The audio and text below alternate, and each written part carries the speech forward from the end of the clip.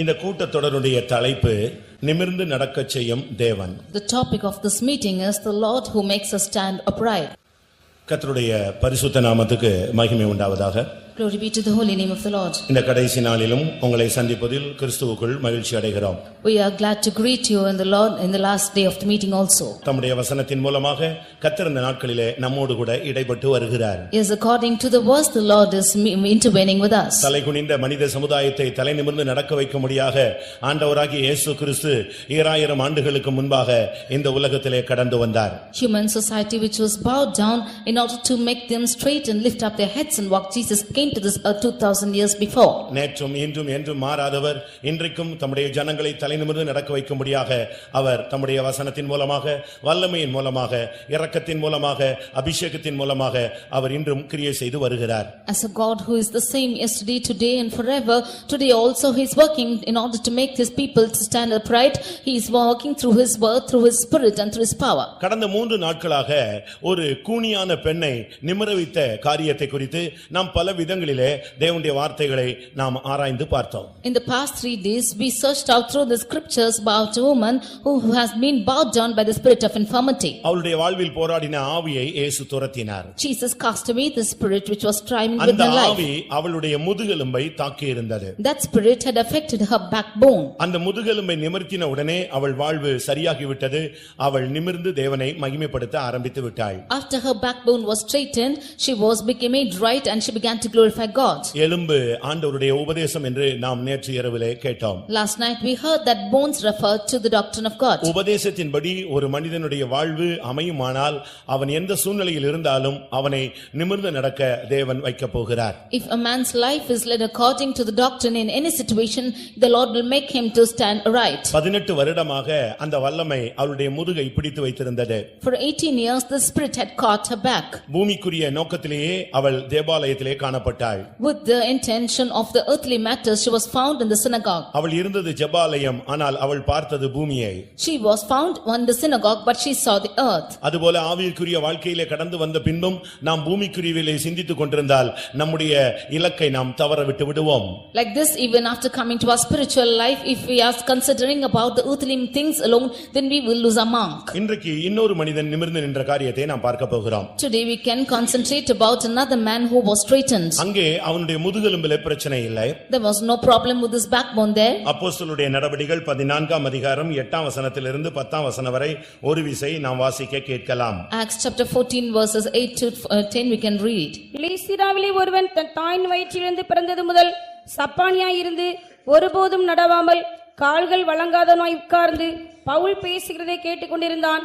அவனை பவுல் உற்று பார்த்து, ரட்சிப்பு கேட்ட விசுவாசம் உனக்கு உண்டென்று கண்டு நீ எழுந்து காலூன்றி நிமிர்ந்து நில் என்று உரத்த சத்தத்தோடே சொன்னான்.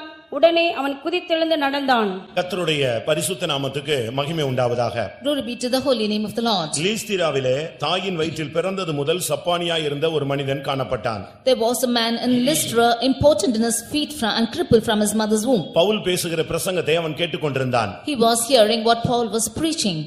அவனுடைய கால்கள் வழங்காதவனாக இருந்தான். And he was crippled in his feet. அவனுக்கு முதுகெலும்பு இருந்தது. He has backbone. பார்வை தெளிவாக இருந்தது. His eyes were clear. செவித்திறன் தெளிவாக இருந்தது. His hearing was clear. பேச்சு திறன் நன்றாக இருந்தது. And his talking effect was clear. ஆனால் நடக்க முடியாது. But he could not walk. அவனுக்கு உபதேசம் தெரியும். He knows the doctrine. ஆனால் வாழ்வில் அதின்படி நடக்க அவனுக்கு முடியாது. But he could not walk his life according to it. முதுகெலும்பு சரியாக இருந்தது. Backbone was right. ஆனால் கால்கள் அவனுக்கு சரியாக அமையவில்லை. But his legs were not right. கர்த்தருடைய பரிசுத்த நாமத்துக்கு மகிமை உண்டாவதாக. Glory be to the holy name of the Lord. இந்த வேதவசனத்தின் வெளிச்சத்திலே நாம் இன்றைக்கு சில காரியங்களை சிந்திக்க வேண்டும். In the light of the word of God we have to concentrate on certain things. இயேசு இந்த உலகத்திலே ஒவ்வொருவரையும் தலைநிமிர்ந்து நடக்க வைக்கும்படியாக அவர் கிரியை செய்ய ஆரம்பித்தார். The Lord began to work in order to make every man to stand straight. இன்றைக்கு அவருடைய ஊழியர்களும் அவருடைய ஊழியமும் அவருடைய சபையும் தம்முடைய ஜனங்களை இல்லாவிட்டால் முழு உலகத்தில் இருக்கிற ஜனங்களையும் தலைநிமிர்ந்து நடக்க வைக்க அது பிரயாசப்பட்டு கொண்டிருக்கிறது.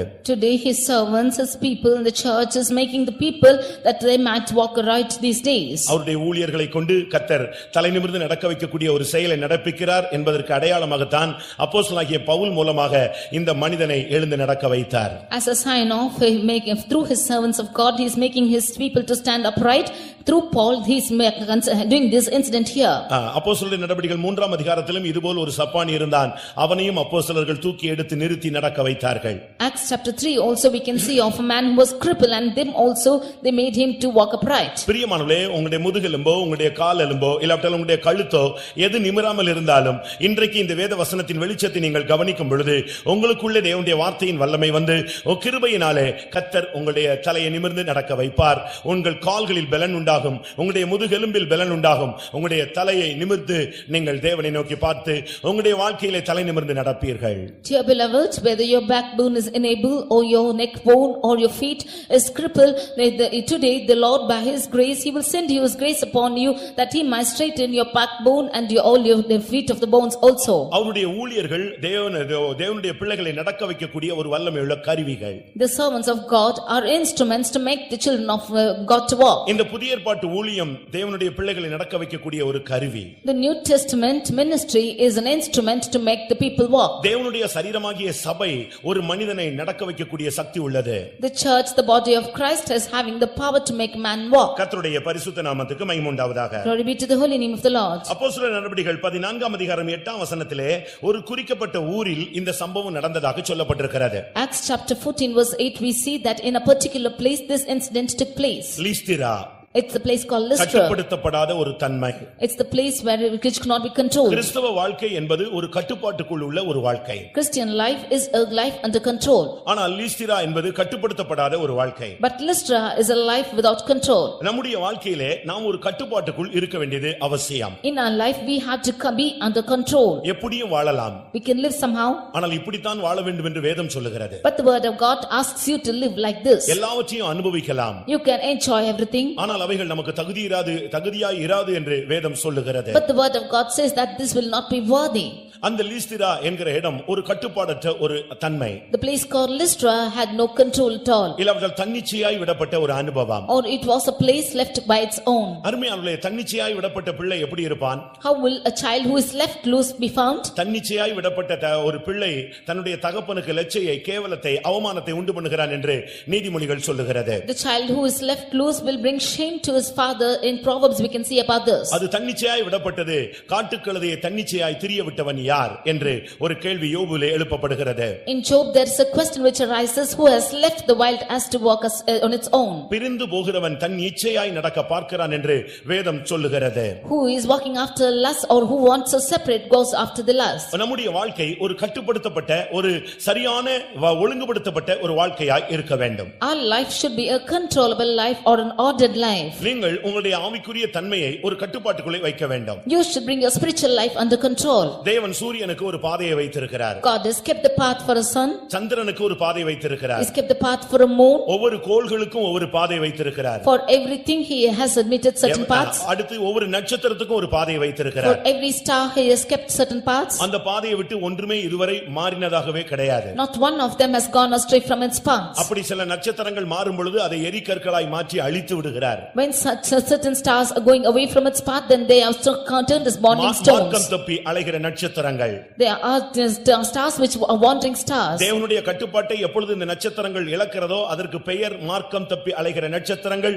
இவைகள் பூமியை நெருங்கும் பொழுது எரிகற்களாய் மாறி ஒன்றுமில்லாமல் சாம்பலாகி விடுகிறது. When the stars are going away without from its path, then they are called as wandering stars. When it's drawing nigh to the earth, they become burning stones and become ashes. சபைக்குள்ள இருந்தும் ஒரு கட்டுப்பாடற்ற ஒரு வாழ்க்கை வாழுவாயானால் நீ ஒரு காலத்தில் நட்சத்திரமாக இருக்கலாம். காலங்கள் வரும் பொழுது இந்த புவி ஈர்ப்பிலே நீ சிக்கும் பொழுது நீ எரிகல்லாய் மாறி ஒன்றுமில்லாமல் போவாய். Being in the church you might be as the star which is wandering, but you might be in the church, but as the times goes by you will be as burning stone and become nothing.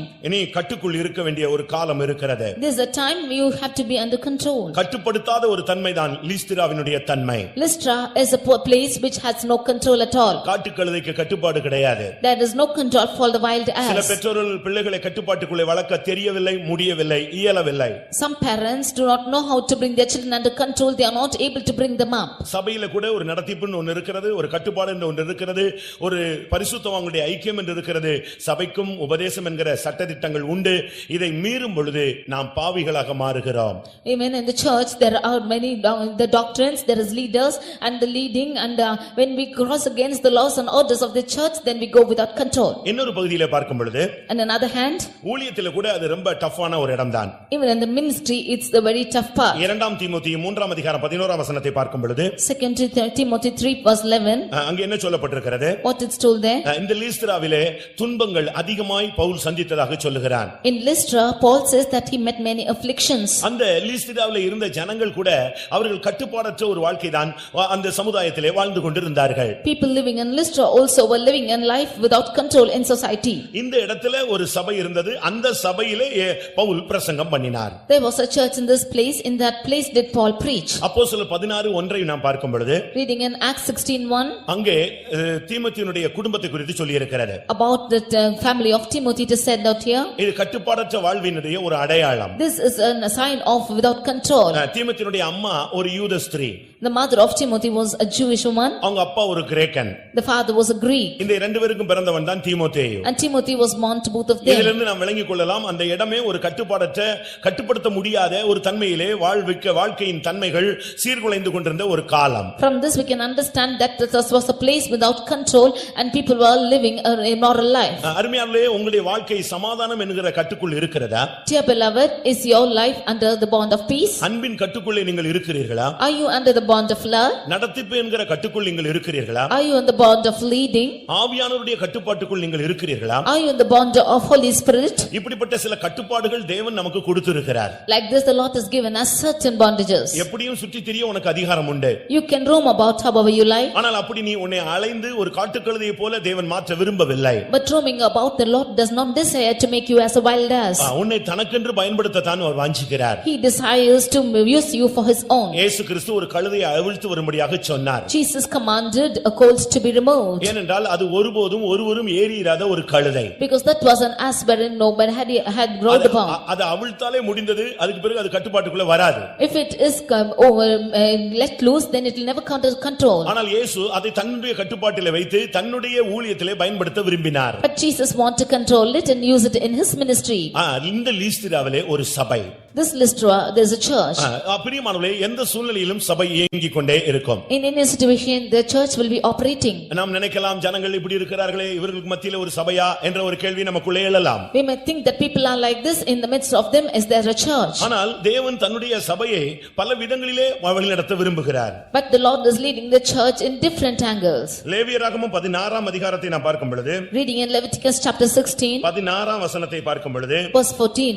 அவர்களுடைய தீட்டுகளுக்கு மத்தியிலே தன்னுடைய கூடாரத்தை அவர் நிறுத்தி வைத்திருந்தார். In the midst of defilements, he had established his tabernacle. அவர்களுடைய தீட்டுகளுக்குள்ளே நிற்கிற ஆசரிப்பு கூடாரம் என்று சொல்லி இருக்கிறது. The tabernacle in the midst of defilements. ஜனங்கள் பலதரப்பட்ட ஜனங்கள் இருப்பார்கள், ஆனால் தேவன் அதிலே பரிசுத்தராய் இருக்கிறார். There would be many kinds of people, but the Lord is holy. நாம் மற்றவர்களை பார்க்க கூடாது. We should not look at the others. இந்த லீஸ்திராவிலும் பவுல் ஊழியம் செய்தார். Even Paul ministered in this Lystra. நிர்பந்தமான சூழ்நிலை.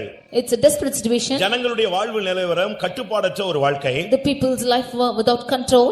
ஊழியத்திலே துன்பம் நிறைந்த பகுதி.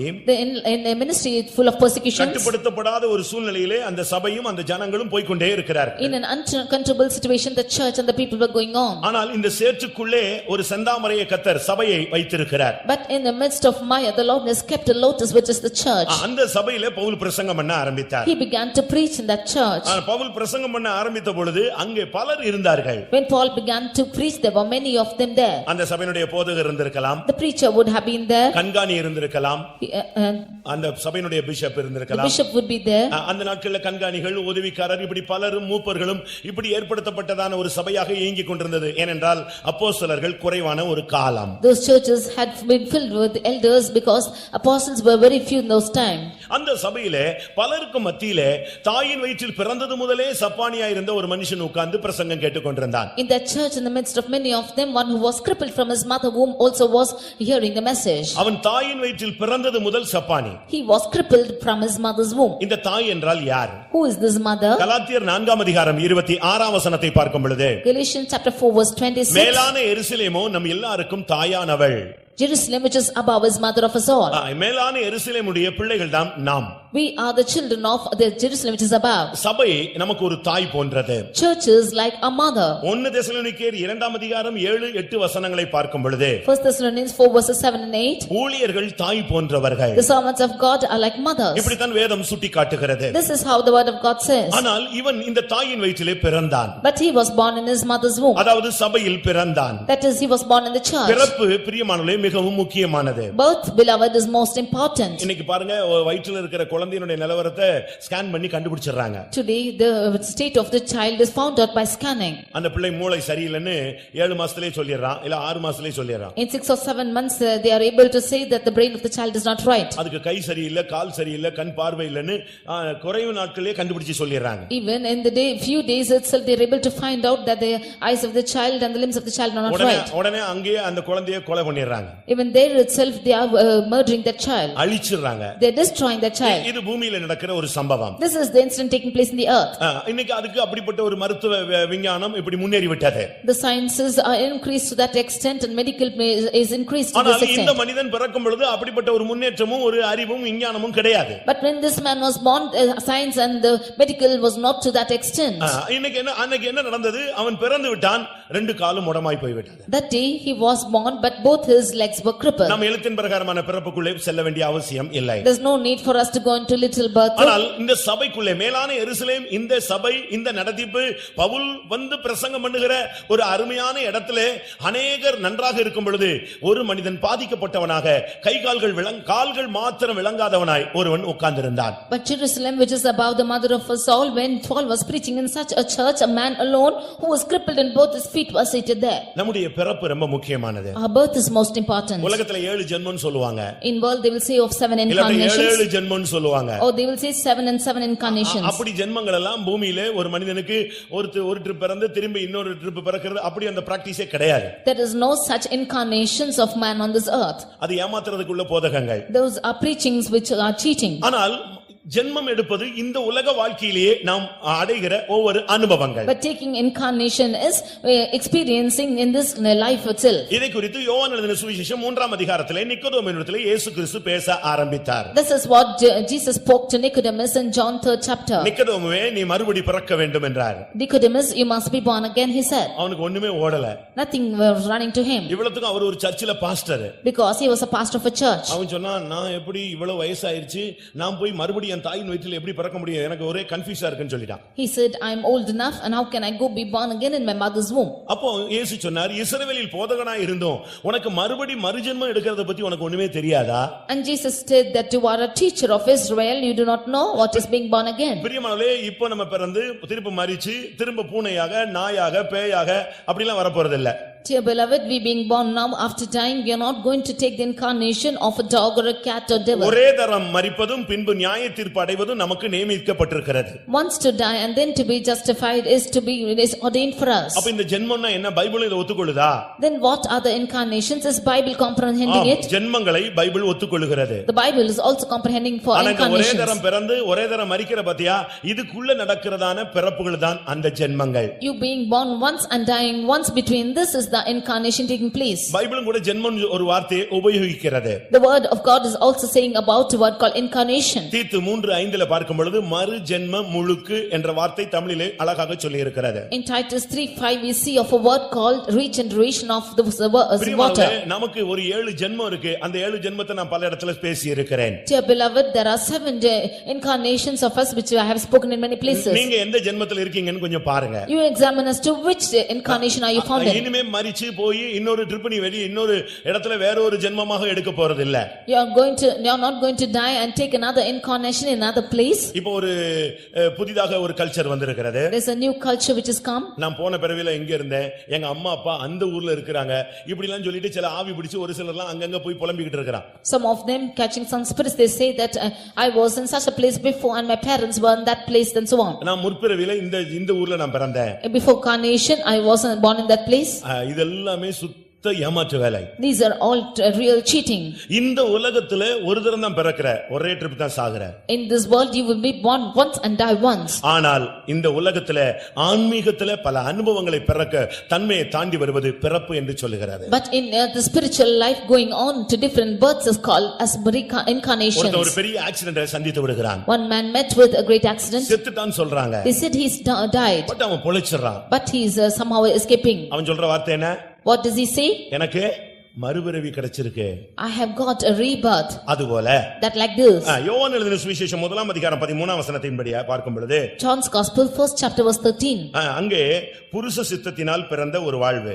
There is a life which is born of the will of man. இல்லாவிட்டால் மனித சித்தத்தினால் பிறந்த ஒரு வாழ்வு. Or the life which is born with by the will of man. இப்படி ஒரு பிறப்பு, அதுதான் நம்ம தாயின் வயிற்றில பிறந்த பிறப்பு. This is the birth of being born in mother's womb. இரத்தத்தினாலாவது மாம்ச சித்தத்தினாலாவது புருஷனுடைய சித்தத்தினாலாவது பிறவாமல், அதாவது உலக பிறப்பு குறித்து அதை சொல்லுகிறது. Unto the ones who are born of the world it is said the will of flesh nor of will of man but of God. இது first பிறப்பு. This is the first birth. இந்த பிறப்புல தான் இங்க எல்லாரும் வந்து உட்கார்ந்திருக்கீங்க. Maybe it's of one of these births you are sitting here. யோவான் 3:3ல இரண்டாவது மறுபடி பிறத்தல் என்ற ஒரு வார்த்தையை இயேசு அழகாக சொன்னார். In John 3:3 Jesus speaks of another birth. பழைய வாழ்க்கைக்கு ஒரு முடிவாகி இயேசு கிறிஸ்துவை பார்த்து வெளிச்சத்தை நீ தீர்மானித்து அவரே இரட்சகர் என்று உன் இருதயத்தில் விசுவாசிக்கும் பொழுது நீ அடுத்த ஜென்மத்துக்குள்ள வருகிறாய். உன் வாழ்வின் தன்மை மாறுகிறது, மனம் திரும்புதல் உண்டாகிறது. Putting an end to the old life, you looking unto Jesus and the light of his word, then you changing your life and accepting him and repenting for your sins is a regeneration. தாயின் வயிற்றில பிறந்தது ஒரு ஜென்மம், அடுத்து நீ மனம் திரும்பினது இரண்டாவது ஜென்மம். Being born in mother's womb is a regeneration and being born again is another generation. மூன்றாவது நான்காவதும் யோவான் 3:5ல தெளிவாக சொல்லி இருக்கிறது. In John 3:5 we see about the third and fourth too. ஜலத்தினாலும் ஆவியினாலும் பிறத்தல். Born of water and of the spirit. ஞானஸ்நானம் எடுப்பது ஒரு பிறப்பு. Baptism is another birth. அதாவது உன் வாழ்வையே மாற்றி விடுகிறது. That is changing your life itself. நீ ஜலத்திலிருந்து எடுக்கப்பட்டவனாக மாற வேண்டும். You should be the one taken out of water. கிறிஸ்துவை தரித்துக் கொண்ட ஒரு வாழ்க்கையை காண்பிக்கிறது. It shows a life putting on Christ. பாவ வாழ்க்கைக்கு முடிவு அடக்க ஆராதனை நடந்து விட்டது. Burial service is taking place for a sinful life. ஞானஸ்நானம் ஒரு அடக்க ஆராதனையை காண்பிக்கிறது. Baptism shows a burial service. ஞானஸ்நானம் எடுத்து நீ கரையேறும் பொழுது ஒரு புதிய பிறவியாக ஜலத்தினால் உள்ள பிறப்பை நீ பெற்றுக்கொள்கிறாய். When you get on the shores out of baptism, then you take the birth which is out of water. இதைத்தான் தீத்து 3:5ல பவுல் பேசும் பொழுது மறு ஜென்ம முழுக்கு என்று சொல்லுகிறார். That is what in Titus 3:5 and when St. Paul speaks, he is saying of regeneration of water. இதெல்லாமே இந்த ஒரே பிறப்புல நடக்கிற ஒவ்வொரு அனுபவங்கள். This is the experience which is taking in one birth itself. அடுத்து யோவான் 3:5ல ஆவியில் பிறத்தல். In John 3:5 it is said of a born of spirit. சரியான ஒரு அபிஷேகத்தை நாம் பெற்றுக்கொள்கிறது அடுத்த ஒரு பிறப்பு. Receiving the right anointing is another birth. அந்த லைஃப் பழைய லைஃப்ல போய் ஒவ்வொரு தன்மைக்கும் நீ அடுத்த பிறப்புக்குள்ள வந்து கொண்டே இருக்கிறாய். In every aspect you are coming to the next birth. கலாத்தியர் 4:26 படி சபைக்குள்ளே வந்து சரியான சபையில வந்து நீ ஸ்டாண்ட் பண்ணும்போது அந்த சபையில உனக்கு நீ வந்து ஐக்கியப்படுறிய அது ஒரு பிறப்பு. மேலான எருசலேம் நமக்கு தாய். Galatians 4:26 when you are united in the right church then you become a member of Jerusalem which is above mothers of all. நான் பெந்தேகோஸ்தே சபையில வந்துட்டேன், சரியா பிறந்துட்டேன் அப்படினா நான் அஞ்சாவது பிறப்புல வந்துட்டேன், இன்னும் கொஞ்சம் நான் தவிர்வேன்னு நினைக்கிறீங்களா? Saying that you are coming to Pentecost, you are coming to the fifth birth, so you are rightly born, so you will somehow cross. இங்க வந்த பிறகுதான் நீ தேவனாலே பிறக்கணும். After you come here it is then that you should be born of God. தேவனால் பிறக்கிற ஒரு அனுபவம் இருக்கிறது. சபைக்குள்ள வந்த பிறகுதான் லைஃப்ல total change உண்டாகிறது, மறுரூபம் உண்டாகிறது. There's an experience of being born of God after coming into the church, that is total change and you should be born again. 1 யோவான் 2:29 பார்க்கும் பொழுது 1 John 2:29 நீதியை செய்கிறவன் அவரில் பிறந்திருக்கிறான். He who is doing righteous is born of him. 1 யோவான் 3:9 தேவனால் பிறந்தவன் பாவம் செய்யான். In 1 John 3:9 whosoever is born of God doth not commit sin. 1 யோவான் 4:7 அன்புள்ள எவனும் தேவனால் பிறந்திருக்கிறான். And in 1 John 4:7 he that is loving is born of God. 1 யோவான் 5:1 விசுவாசிக்கிற எவனும் தேவனால் பிறந்திருக்கிறான். And 1 John 5:1 whoso believeth of Jesus is born of God. 1 யோவான் 5:4 தேவனால் பிறப்பது உலகத்தை ஜெயிக்கும். 1 John 5:4 whosoever is born of God overcometh the world. 1 யோவான் 5:18 தேவனால் பிறந்தவன் தன்னை காக்கிறான். 1 John 5:18 whoever is born of God keepeth himself pure. நன்றாக நீங்கள் தேவனுடைய வசனங்களை நிதானித்துக் கொள்ளுங்கள். You should discern the word of God rightly.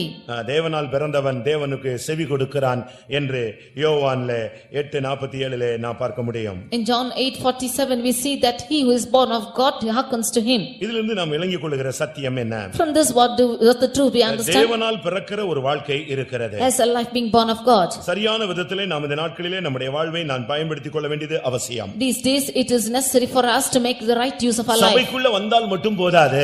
Not sufficient you coming into the church. தேவனால் பிறந்து தன்னை காத்து விசுவாசித்து அன்பிலே இப்படி பல தன்மைகளிலே அவன் பூரணத்தை அதிலேயும் 7 தன்மை இருக்கு. தேவனால் பிறந்தவனுக்கு 7 கேரக்டர் இருக்கிறது. Being born of God has 7 characters that is in faith and love he should grow in it. இது ஒரு விசுவாசியினுடைய பூரணம். This is the perfection of a believer. இந்த தேவனால் பிறந்த நிலவரத்துல தன்னுடைய ஜீவியத்தை காத்துக்கொண்டு பாவம் செய்யாமல் தன்னை காத்துக்கொண்டு ஓட்டத்தை முடிச்சிட்டானா அவனுக்கு புதிய எருசலேம். If he should be born of God and preserves his life in all these characters, then he will definitely attain New Jerusalem. இன்னும் அடுத்த ஸ்டெப் ஊழியக்காரங்களுக்கு. Next step is for the servants of God. 87ஆம் சங்கீதம் 5ஆம் வசனத்திலே பார்க்கும் பொழுது சீயோனிலே இன்னான் பிறந்தான் என்று தேவன் அவனுடைய பெயரை எழுதுகிறார். Reading in 87 Psalm verse 5 we see that God writes the name of the ones who are born in Zion. கர்த்தருடைய பரிசுத்த நாமத்துக்கு மகிமை உண்டாவதாக. Glory be to the holy name of the Lord. ஆனால் இவன் தாயின் வயிற்றிலே பிறக்கும் பொழுதே இவன் சப்பானியாக பிறந்து விட்டான். But he is born crippled even in his mother's womb. சர்ச்சில நீ பிறக்கும் பொழுது சபையில ஒரு சப்பானியாக வரக்கூடாது. When you are born in the church you should not come as a cripple. சபையில இருக்கிற ஒரு 4 விசுவாசிகள் அதாவது எழுத்தின் பிரகாரமான ஊனமுற்றோர்களை நான் குறை சொல்றேன் யாரும் தயவு செய்து எண்ணி விட கூடாது. அப்படிப்பட்ட எண்ணங்கள் உங்களுக்குள்ளே வர வேண்டாம். அந்த சப்ஜெக்ட்டை நாங்க பேசல, மாம்சத்திலே பேசல, ஆவியிலே பேசுகிறோம். Nobody think mistake me that I'm speaking of little defilements in you, but I'm not speaking in little manner but in spiritual angle I'm speaking. கர்த்தருடைய பரிசுத்த நாமத்துக்கு மகிமை உண்டாவதாக. Glory be to the holy name of the Lord. சபையிலே நீ பிறக்கும் பொழுது நல்ல கண்ணுள்ளவனாக, நல்ல காதுள்ளவனாக, நல்ல செவித்திறன் நம்முடைய நல்ல பேச்சுத்திறன் உள்ளவனாக, நல்ல கை கால்கள் முதுகெலும்பு நல்லவனாக நீ பிறக்க வேண்டும். When you are born in the church you should be born with good eyes, good hearing, good speaking and with good hands and legs. சபையில ஒரு 20 விசுவாசிகள் இருக்காங்கன்னு வெச்சுக்கொள்ளுங்களேன். When there are 20 believers in the church, ஒரு 2 பேருக்கு காது கேட்காது. 2 of them will not hear. ஒரு 3 பேருக்கு கால் நடக்க முடியாது. 3 of them cannot walk. ஒரு 7 பேருக்கு கண்ணே தெரியாது. And 7 of them have no eyes at all. ஒரு 10 பேர் பேசவே முடியாது. And 10 of them cannot speak. என்ன எப்படி இருக்குன்னு பாருங்க. How the state of the church will அந்த be. பாஸ்டர் என்ன ஆவாரு, அந்த சிஸ்டர்ஸ் என்ன ஆவாங்க, அந்த சபை என்ன ஆகும்? How will that pastor and the sisters and how the church will be? 4 பேருக்கு பிரசங்கம் புரியும், 4 பேருக்கு பிரசங்கம் கேட்காது. 4 of them will understand the message, 4 will not hear. 4 பேருக்கு பார்வை இருக்கும், பாட்டு பாடுவாங்க. 4 பேருக்கு பார்வை இல்ல, பாட்டே பாட மாட்டான். 4 can see and sing songs and 4 will never see and not sing song. அப்ப திருப்பி கடைசில பாத்தீங்கன்னா ஊனமுற்ற சபையாக தான் நாம நடத்தணும். Finally you will find the church fully lame. அப்படி அல்ல. Not like that. நீ சபையில பிறக்கும் பொழுது ஒரு நல்ல சுகதேகியாக பிறக்கணும். When you are born in church you should be with sound health. இந்த சபைக்குள்ள இருந்துகிட்டு நீ ஒரு முடவனாக இருக்க கூடாது. You should not be found which is shortcoming in the church. சபையிலே தாயின் வயிற்றிலே பிறந்தான். அந்த மேலான எருசலேம் அவளை பெற்றெடுத்தது. ஆனால் சப்பானியாய் பிறந்து விட்டான். He is born in the mother's womb. The mother Jerusalem has given birth to him, but he is born crippled. ஒருத்தன் சப்பானியா இருந்தா என்ன நடக்கும்? If one is crippled, what will happen? அவனை யாராவது சுமக்கணும். One should carry him. அவனால சுயமா எங்கேயும் போக முடியாது, வர முடியாது. He cannot go on his own anywhere to come. யாராவது ஒருத்தன் அவனுக்கு ஹெல்ப் பண்ணணும். Somebody should help him. அந்த ஹெல்ப் பண்ணலன்னு சொன்னா அவனுக்கு வசதி வாய்ப்பு இல்லனா அவன் பிச்சைக்காரனா மாறிடுவான்னு தான் பைபிள் சொல்லுது. If he has no facilities like that, then he will become a beggar, says the word of God. அப்போஸ்தலர் 3ஆம் அதிகாரம் 2ஆம் வசனத்துல ஒரு சப்பானியை தூக்கி கொண்டு வந்தார்கள். அவன் அங்கே உட்கார்ந்து பிச்சை எடுத்தான். Acts 3:2 we see of a lame man who was carried and there he asked alms. யோவான் 5ஆம் அதிகாரம் 7ஆம் வசனத்துல அந்த பெதெஸ்தா குளத்தண்டை இயேசு வந்த பொழுது 38 வருடமாக பாதிக்கப்பட்ட ஒரு மனிதனை சந்தித்தார். அவனிடத்தில் கேட்கிறார், உனக்கு சுகம் கிடைக்கலையான்னு. அவன் சொல்றான், என்னை கொண்டு போய் விடுறதுக்கு எனக்கு ஹெல்ப் பண்றதுக்கு ஆளே இல்லங்கன்னு சொன்னான். In John 5:5 we see of a man who was lame and there they brought him and he said, have you not been healed? They said, nobody is helping me. அருமையானவர்களே, இந்த மாலை வேளையிலே உங்களுடைய ஆவிக்குரிய தன்மை ஸ்திதி எப்படி இருக்கிறது? Today how is the tendency of your spiritual life? நாம் இதை இன்றைக்கு நாம் நிதானிக்க போகிறோம். Today we are meditating on this. அவன் தாயின் வயிற்றிலிருந்து பிறந்தது முதல் அவன் சப்பானியாக இருந்து ஒருபோதும் நடவாதவன். He is born crippled from his mother's womb and never had walked. பிறந்ததிலிருந்து இருந்து சப்பானினாலே அது முடிஞ்சு போச்சு அந்த சப்ஜெக்ட். ஆனா அவனை பத்தி சொல்லிருக்கு ஒருபோதும் நடக்கவே இல்லை. When they are lame, that subject is over, but it is said of him that he's never walked. எவ்வளவு உபதேசம் கேட்டிருப்பீங்க? How many doctrines have you heard? எவ்வளவு ஆலோசனைகள் கிடைச்சிருக்கும்? How many counsels you received? எவ்வளவு பைபிள் படிச்சிருப்பீங்க? How many times you read the Bible? எத்தனை பிரசங்கம் கேட்டிருப்பீங்க? How many messages you would heard? டிசைனா பிரசங்கம் கேட்டிருப்பீங்களே? You would have heard messages in full design. பாம்பாட்டி வினோதமா எத்தனை பாம்பாட்டி மன்னார்புரத்திலயும் திசையன் வழியிலயும் சாத்தாங்குளத்திலயும் நாசரேத் சென்டர்ல ஊதிக்கொண்டே இருக்கிறான். How many ever snake chanters did blow their trumpets in Nazareth and in the same way and so on. பாம்பாட்டி எத்தனையோ விதத்துல வினோதமாய் ஊதினாலும் இந்த விரியன் காதை அடைத்துக் கொண்டதாம். How many ever times the serpent people are just blowing the trumpets, they are just holding on to their head. ஒருபோதும் எத்தனை பிரசங்கம் கேட்டிருக்கிற ஒரு பிரசங்கத்துக்காவது உன்னுடைய வாழ்க்கையில ஒரு மாற்றங்கள் உண்டாயிருக்கிறதா? How many messages have you heard? By one message is there any change in your life? ஒருபோதும் நடவாத ஒரு மனிதன். He is a man who never had walked. அடுத்து சொல்லி இருக்கிறது அவனுடைய கால்கள் வழங்காதவன். Nextly it is said that is important in his feet. அவனுக்கு முதுகெலும்பு இருக்கு, உபதேசம் தெரியும், ஆனா அந்த உபதேசத்தின்படி நடக்கிற கால்கள் அவனுக்கு இல்ல. He has backbone, he knows the doctrine, but in order to walk in it he had no feet. நீங்கள் சத்தியத்தை நீங்கள் புரிந்து கொள்ள வேண்டும். You should understand this truth. சில பிள்ளைங்க சின்ன வயசுல அதிகமான நாட்கள் கழித்து நடக்க ஆரம்பிக்கும். Some children in their small age they walk after a long time. அது அந்த பெற்றோருடைய தன்மையை பொறுத்து இருக்கிறது. That is based upon their parents. 8 மாசத்துல நடக்க வச்சிருவாங்க ஒரு சில பேரண்ட்ஸ். அவங்களுக்கு அந்த பிள்ளை நடக்க வைக்கணும், ஓட வைக்கணும்னு அது அந்த பிராக்டீஸ் கொடுப்பாங்க. அதுபோல இந்த சபைக்குள்ள வந்தா உனக்கு ஒரு பயிற்சி, சத்தியத்தின்படி நடக்கிற ஒரு பயிற்சியை ஊழியக்காரங்க கொடுக்கணும், நீ அதை எடுக்கணும். Some parents will make the children to walk even in 8 months they have the practice like that. Even so after coming into this truth you should take the training from the servants of God that you might walk. ஒருபோதும் நடக்கவும் இல்ல, கால்கள் வழங்காதவனாய் மாறிட்டான். He has never walked before and he was important in his feet. ஒரு சில பிள்ளைகள் deaf and dumb ஆக, அதாவது ஊமையும் செவிடுமாக மாறி இருப்பாங்க. Some children would have been turned as deaf and dumb. அதுக்கு காரணம் என்ன தெரியுமா? The reason for this is ஒரு விதத்துல ஒரு குறைபாடாக இருந்தாலும் இன்னொரு விதத்துல தாய் அதுக்கு சொல்லி அதை பேசுறதுக்கு பிராக்டிஸே கொடுக்காம என் பிள்ளை என் பிள்ளை என் பிள்ளை உன் பிள்ளை கடைசியில ஊமையும் செவிடுமா போய்விடுகிறாரு. Something might be defect in that child, but the mother has not practiced him and she was full of love and she never give practice for speaking and full of she's become dumb. ஒரு சில parents பாருங்க, பிள்ளைகளுக்கு வயசாயிட்டா கூட தூக்கிட்டே அலைவாங்க, அதுங்க நடக்கிறதுக்கு பிராக்டிஸே கொடுக்க மாட்டாங்க பாசமா. கடைசியில பிள்ளை என் பிள்ளை நடக்கலன்னா எப்படி நடக்கும்? Some parents full of love they think that they should carry the children and they will never allow them to walk. Finally the child is never walking. அந்தந்த நேரத்துல அந்தந்த பிராக்டீஸ் கொடுக்கணும். At that time you should give the practice to the children. அது வந்து உனக்கு ஒரு பயிற்சி கொடுக்கலன்னா waste. If he was not given that exercise it's a waste. இவனுக்கு அந்த பிராக்டீஸே கிடையாது. அதனால தான் சொல்லி இருக்கு அவன் கால் வழங்கும், ஆனா நடக்க விடாம அப்படியே கால்கள் வழங்காதவனாய் மாறி போனான். He had no practice of this at all because he had his feet but he was impotent and could never walk. இந்த உபதேசத்தை கேட்கும்போது நீ ட்ரை பண்ணு, பிராக்டீஸ் பண்ணு. When you hear this doctrine you try and practice this. எபிரேயர் 5:24 என்ன சொல்லி இருக்கிறது? In Hebrews 5:24 5:14 என்ன சொல்லி இருக்கிறது? In Hebrews 5:14 பலமான ஆகாரமானது உபதேசமானது நன்மை தீமை இன்னதென்று பயிற்சியினால் பகுத்தறியத்தக்க முயற்சி செய்யும் ஞானேந்திரியம் உடையவர்களாகிய பூரண வயதுள்ளவர்களுக்கே தகும். But strong meat belongeth to them that are full age, even those who are by reason of use have their senses exercised to discern both good இந்த and evil. பலமான ஆகாரம் என்பது உபதேசத்தை காண்பிக்கிறது. This strong meat shows doctrine. உபதேசம் ஒரு மனிதனுக்கு கொஞ்ச நாள்ல நன்மை தீமை என்ன என்று அவன் பயிற்சி எடுக்கணும். This doctrine man should practice what is good and evil. இன்னைக்கு பாருங்க மிலிட்டரியில எல்லாம் எப்படி ட்ரெய்னிங் கொடுக்கறாங்க. You see how they are training in the military. சில இடங்கள்ல பயங்கர கொடூர தன்மையில ட்ரெய்னிங் கொடுக்கறாங்க. In some places the training is so fierce. சில நேரத்துல மரணம் கூட வந்துரும். In some places even death occurs. பிரியமானவர்களே, பிராக்டீஸ் எடுக்கணும். You should take practice like this. நீங்க எத்தனை பேர் பயிற்சி எடுக்கறீங்க? இந்த வசனத்தின்படி உள்ள வாழ்க்கைக்கு எத்தனை பேர் பயிற்சி எடுக்கறீங்க? How many of you are taking practice by the word like இல்ல this? சொன்னா இந்த சத்தியத்தை கேட்டுட்டு அது வந்து ஏட்டுச்சுரைக்காக மாறிவிடும். You are hearing the truth but you are becoming like that which is in the இருக்கிற books. பேப்பர் டைரி எல்லாம் எழுதிக்கிட்டே இருக்கலாம். He will write, keeping on writing in the diaries. எல்லா உபதேசமும் உனக்கு தெரிஞ்சிட்டே இருக்கலாம். All the doctrines will be known to him. ஆனா இதன்படி நீ நடந்தாயா? But have you walked according to இந்த it? உபதேசத்தை நீ கீழ்ப்படிந்து செயல்படுத்தி பார்த்தாயா? Did you practice according to this true உன் doctrine? வாழ்க்கையில அதை அபியாசப்படுத்தினாயா? Apply பண்ணினாயா? Have you used and applied in this life? தேவனும் அப்போஸ்தல ஊழியர்களும் சபையும் ஒரு மனிதனுக்கு பயிற்சி கொடுக்கிறதாகத்தான் வேதம் சொல்லுகிறது. God and the servants of God are giving training to the church. ஆண்டவர் ஒரு மனிதனை நடக்க பழக்குவிக்கிறார். God is training a church to walk. அவர் சத்தியத்தை கொடுப்பது மாத்திரமல்ல, அவனை நடக்க வைக்க கிருபையும் கொடுக்கிறார். He not only gives the truth, he gives them the grace to walk. ஓசியாவின் புத்தகத்தை நான் பார்க்கும் பொழுது, Reading in the book of Hosea 11ஆம் அதிகாரம் 3ஆம் வசனத்திலே, chapter 11 verse 3, நான் எப்பிராயீமை கைப்பிடித்து நடக்க பழக்கினேன்.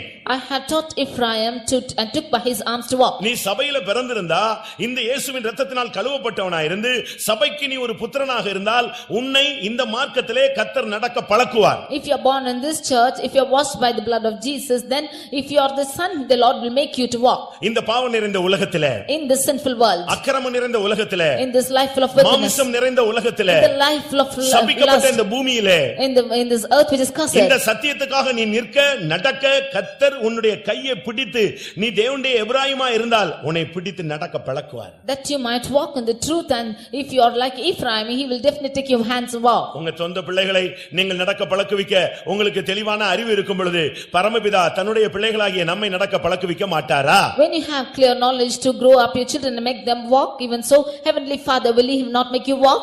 உனக்கு நடக்க முடியலையா கேளு, ஆண்டவரை சொல்லு, அவர் உன்னை நடக்க வைப்பார். If you are not able to walk, you see the Lord and you ask of him, he will make you to walk. குழந்தைகள் இருக்கிற வீடுகள் எல்லாம் அந்த குழந்தைகளுக்கு ஒரு சின்ன வாக்கர் வச்சிருப்பாங்க. In houses they will have a small thing for their children. அங்க ஒரு வாக்கர் வச்சிருப்பாங்க நடந்து போறதுக்கு. They will have a walker for the children. அந்த பிள்ளைங்க அதுல ஏறி உட்கார்ந்து அதுக்கு நடக்கவே முடியாது, ஆனா அதுல உட்கார்ந்து காலை ட்ரை பண்ணும். The children will never be able to walk, but it will try to walk. அதுபோல தேவனும் கூட இந்த உபதேசத்தை உனக்கு கொடுக்கிறது மாத்திரமல்ல, இந்த உபதேச சத்தியத்தின்படி நடக்கவும் உனக்கு பழக்குவிக்கிறார். ஆனா நீ நடக்கணும், நீ சப்பானியாய் போய்விடக் கூடாது. Even so God gives the doctrine that you might be able to walk and gives the grace along with you should not go crippled with it. இந்த சத்தியத்தின்படி நீ நடக்காத பட்சத்துல நீ இந்த சபையில நீ உட்கார்ந்திருப்ப, எல்லாத்தையும் வேடிக்கை பார்த்துக்கிட்டே இருக்கலாமே தவிர உன் வாழ்க்கையில ஒரு நன்மையும் கிடையாது. When you don't walk in the truth, then you will just keep gaping, there will be no use in your life. மத்தேயு 14ஆம் அதிகாரத்திலே இயேசு கடலிலே நடந்து வருகிறார். In Matthew chapter 14 Jesus came walking on the sea. அவர் கடல்ல நடந்து வரத பார்த்த உடனே எல்லாரும் மிரண்டு பயந்து கத்திட்டாங்க. All of them seeing that he walked on the sea were terrified. கடைசியிலே இயேசு என்று கண்டுபிடித்து விட்டார்கள். Finally Jesus came to found out this. அவர் இன்னும் போட்ல ஏறல. And he did not get into the boat. ஒரு டிஸ்டன்ஸ்ல இருந்து தன்னுடைய வல்லமையை வெளிப்படுத்தி நின்று கொண்டிருந்தார். He standing at the distance where he was proving his இத power. பார்த்த உடனே பேதுருவுக்கு ஒரு பெரிய அபரிமிதமான ஆசை. Looking at this Peter had a great desire. ஆண்டவரே நீர்தானா? Lord, is it thou? இயேசுவே நீர்தானா? Jesus, art thou? அப்ப அங்கேயே நில்லுங்க. Then stand there. நான் என்ன செய்றேன்? தண்ணில நடந்து வரேன். I will come walking in the water. என்னை விசுவாசிக்கிறவன் என்னை போல கிரியைகளை செய்வான், என்னிலும் பெரிய கிரியைகளை செய்வான். He that believes on me, he shall do greater things and greater things than I. நீங்க இந்த தண்ணி மேல நடந்து வந்துட்டீங்க, நான் இப்ப நடந்து வரேன்னு சொன்னா அவரு அதெல்லாம் உனக்கு முடியாது, நீ மனித பிறவி அப்படிலாம் சொல்லல, வா இறங்கி வான்னு சொன்னார். You walk the water, therefore I will come now walking in the water. Jesus did not say that you are born like man, and he did not say like this, he said you come. மத்தேயு 14ஆம் அதிகாரத்திலே 28 29ல பார்க்கும் பொழுது ஆண்டவரே நீரேயானால் நான் ஜலத்தின் மேல் நடந்து உம்மிடத்திலே நான் வர எனக்கு கட்டளையிடும் என்று சொன்னார். Matthew 14 chapter verses 28 and 29, Peter said, Lord, if it be thou bid me come unto thee on water. ஆண்டவர் சொல்லி உடனே அப்படிலாம் முடியாது தம்பி, அது எனக்கு மட்டும் தான் கொடுக்கப்பட்டிருக்கு, நீ சும்மா பாஸ்டரா மட்டும் இரு அப்படிலாம் சொல்லல. Jesus never said that this is only commanded to me and you did not come like this. உடனே அவர் சொன்னார் வா. Immediately he said come. நான் என்ன ஜீவிச்சனோ அதே பிராக்டீஸ் உனக்கு நான் தர்றேன். What I have lived, I give the same practice to you. நான் பரிசுத்தமான ஒரு வாழ்க்கை வாழ்றேன், அந்த பிராக்டீஸ் உனக்கு தர்றேன். I live a holy life, I give that practice to you. பாவம் இல்லாத, பாவம் செய்யாத, பாவம் அறியாதவனா இருந்தேன், அதே பிராக்டீஸ் உனக்கு நான் தர்றேன். I live a life without knowing sin, without doing sin, without knowing having the knowledge இந்த of sin. பாவம் என்ற கடலிலே நீ மூழ்காமல் பாவம் என்கிற கடலின் மேலே நடக்கிற ஒரு சக்தியை நான் உனக்கு தருகிறேன், என்னிடத்தில் வா என்று கட்டளையிட்டார். அவன் இறங்கி ஜலத்தின் மேல் நடந்து அவரிடத்துக்கு கடந்து போனான். In the sea full of sin, he walked the waters and that sin did not enter him, and similarly he was made him to walk the shore of the அவன் on the படவை sea. விட்டு இறங்கி இயேசுவினிடத்தில் போக ஜலத்தின் மேல் நடந்தான். He got out of the boat and walked to Jesus on the sea. இந்த உலகத்துல மாத்திரமல்ல, எந்த சூழ்நிலையிலும் உன்னை நடக்க வைக்கிறதுக்கு அவருக்கு சக்தி இருக்கிறது. Not only in this world, in any situation is able to make you walk. சாதகமான சூழ்நிலையில அல்லேலூயா போடுவோம், பாதகமான சூழ்நிலையில நீ அல்லேலூயா போடணும். In situations which are favorable you say hallelujah, in contrary situations you will never கர்த்தர் shout. கொடுக்கும்போது மாத்திரம் அல்லேலூயா இல்ல, கர்த்தர் எடுக்கும்போது அல்லேலூயா சொல்லி நீ பழகணும். Not only when the Lord gives you should say hallelujah, even when the Lord takes you should say கர்த்தர் hallelujah. கொடுத்தார், கர்த்தர் எடுத்தார், கர்த்தருடைய நாமத்துக்கு ஸ்தோத்திரம். The Lord has given, the Lord has taken, blessed be the name of the Lord. உலகத்திலேயும் உன்னை கைப்பிடித்து நடக்க பழக்குவார், சமுத்திரத்திலேயும் உன்னை நடக்க பழக்குவார். Even in the world he will make you to walk by arms, even in the sea he will cause you to walk. ஒரு காற்று அடித்தது, A wind blew, டக்குன்னு அவனுக்கு ஒரு பயம் வந்துருச்சு. suddenly he had the fear. உடனே இயேசுவை பார்த்து கத்திட்டான். Immediately he cried out to Jesus. நீதானே வந்த, நீ பாட்டு போ அப்படின்னு சொன்னார். He did not say you only came, you get back. உடனே அவனை கையை பிடிச்சு தூக்கி விட்டார். Immediately holding on to his hands he lifted him ஒரு up. மனுஷன் கடல்ல போய் மாட்டிக்கொண்டான். A man went to the sea and got caught. தத்தளித்தானாம். He was troubled. எல்லா சாமியும் கூப்பிட்டானாம். He called all gods. கடைசில பிள்ளையார் வந்தாராம். Finally, player came உடனே சொன்னானா என்னை எப்படியாவது காப்பாத்திரேன்னு சொன்னானா. and he asked him to rescue him. எல்லா சாமியும் ஊர்ல வச்சிருக்கீங்க, என்னைய மட்டும் கடல்ல கரைச்சிட்டீங்க, உன்னை எப்படி நான் காப்பாத்துறது போன்னு சொல்லிட்டாங்க. You have kept all the gods in your places, but you have only melted me in the water. How can I come and save you? எந்த வல்லமையும் உன்னை காப்பாத்த முடியாது. உபதேசத்தின்படி நீ வாழணும்னா இந்த சத்தியத்திலே நீ நடக்க கர்த்தரே உன் கையை பிடித்து நடக்குவார். No power can save you. You walk according to this truth. God himself will hold your hands and walk. இன்னைக்கு நமக்கு இவ்வளவு சத்தியம் கிடைக்குது. Today we are receiving such இவ்வளவு truth. உபதேசம் கிடைக்குது. So we are getting these doctrines. இவ்வளவு அபிஷேகத்துல ஃபில் We பண்ணப்படுகிறோம். are getting filled in such anointing. பழைய ஏற்பாட்டு காலத்து பரிசுத்தவான்களுக்கு இப்படி பிரமாணமும் கிடையாது, இப்படிப்பட்ட உபதேசமும் கிடையாது, ஒண்ணுமே கிடையாது. டைரக்டா ஆண்டவர்ட்ட கான்டாக்ட் வச்சுட்டே நடந்து போயிட்டே இருந்தான். The Old Testament saints had no laws like this and no doctrines like this. They had direct contact with God and walk. ஆனாலும் நம்மை இல்லாமல் அவர்கள் பூர்ணராகவில்லை. நம்மை தான் கர்த்தர் மேன்மையாக விசேஷமானதொன்றை நமக்கு ஆயத்தப்படுத்தி இருக்கிறார். Yet they were not made perfect without us. God had made us special above them. இன்றைக்கு அப்போஸ்தலர்கள் ஜனங்களை நடக்க வைக்கிறார்கள். Today apostles are making the people walk. அதனால தான் நாங்க எங்களுடைய பிரசங்க சில நேரத்துல கொஞ்சம் டஃபா இருக்கிறதுக்கு என்னன்னா போதக சிட்சை ஜீவ வழி எப்படியாவது உன்னை நடக்க வச்சு கரை சேர்த்தறணும்னு நாங்க ட்ரை பண்றோம். That is why our message is tough at times because the correction of the word is the reproof to your word. Somehow we are making the people to நீ walk. முடவனா இருந்தால் இன்றைக்கு கர்த்தருடைய வல்லமை உன்னுடைய வல்லமை காலிலே இறங்கும்.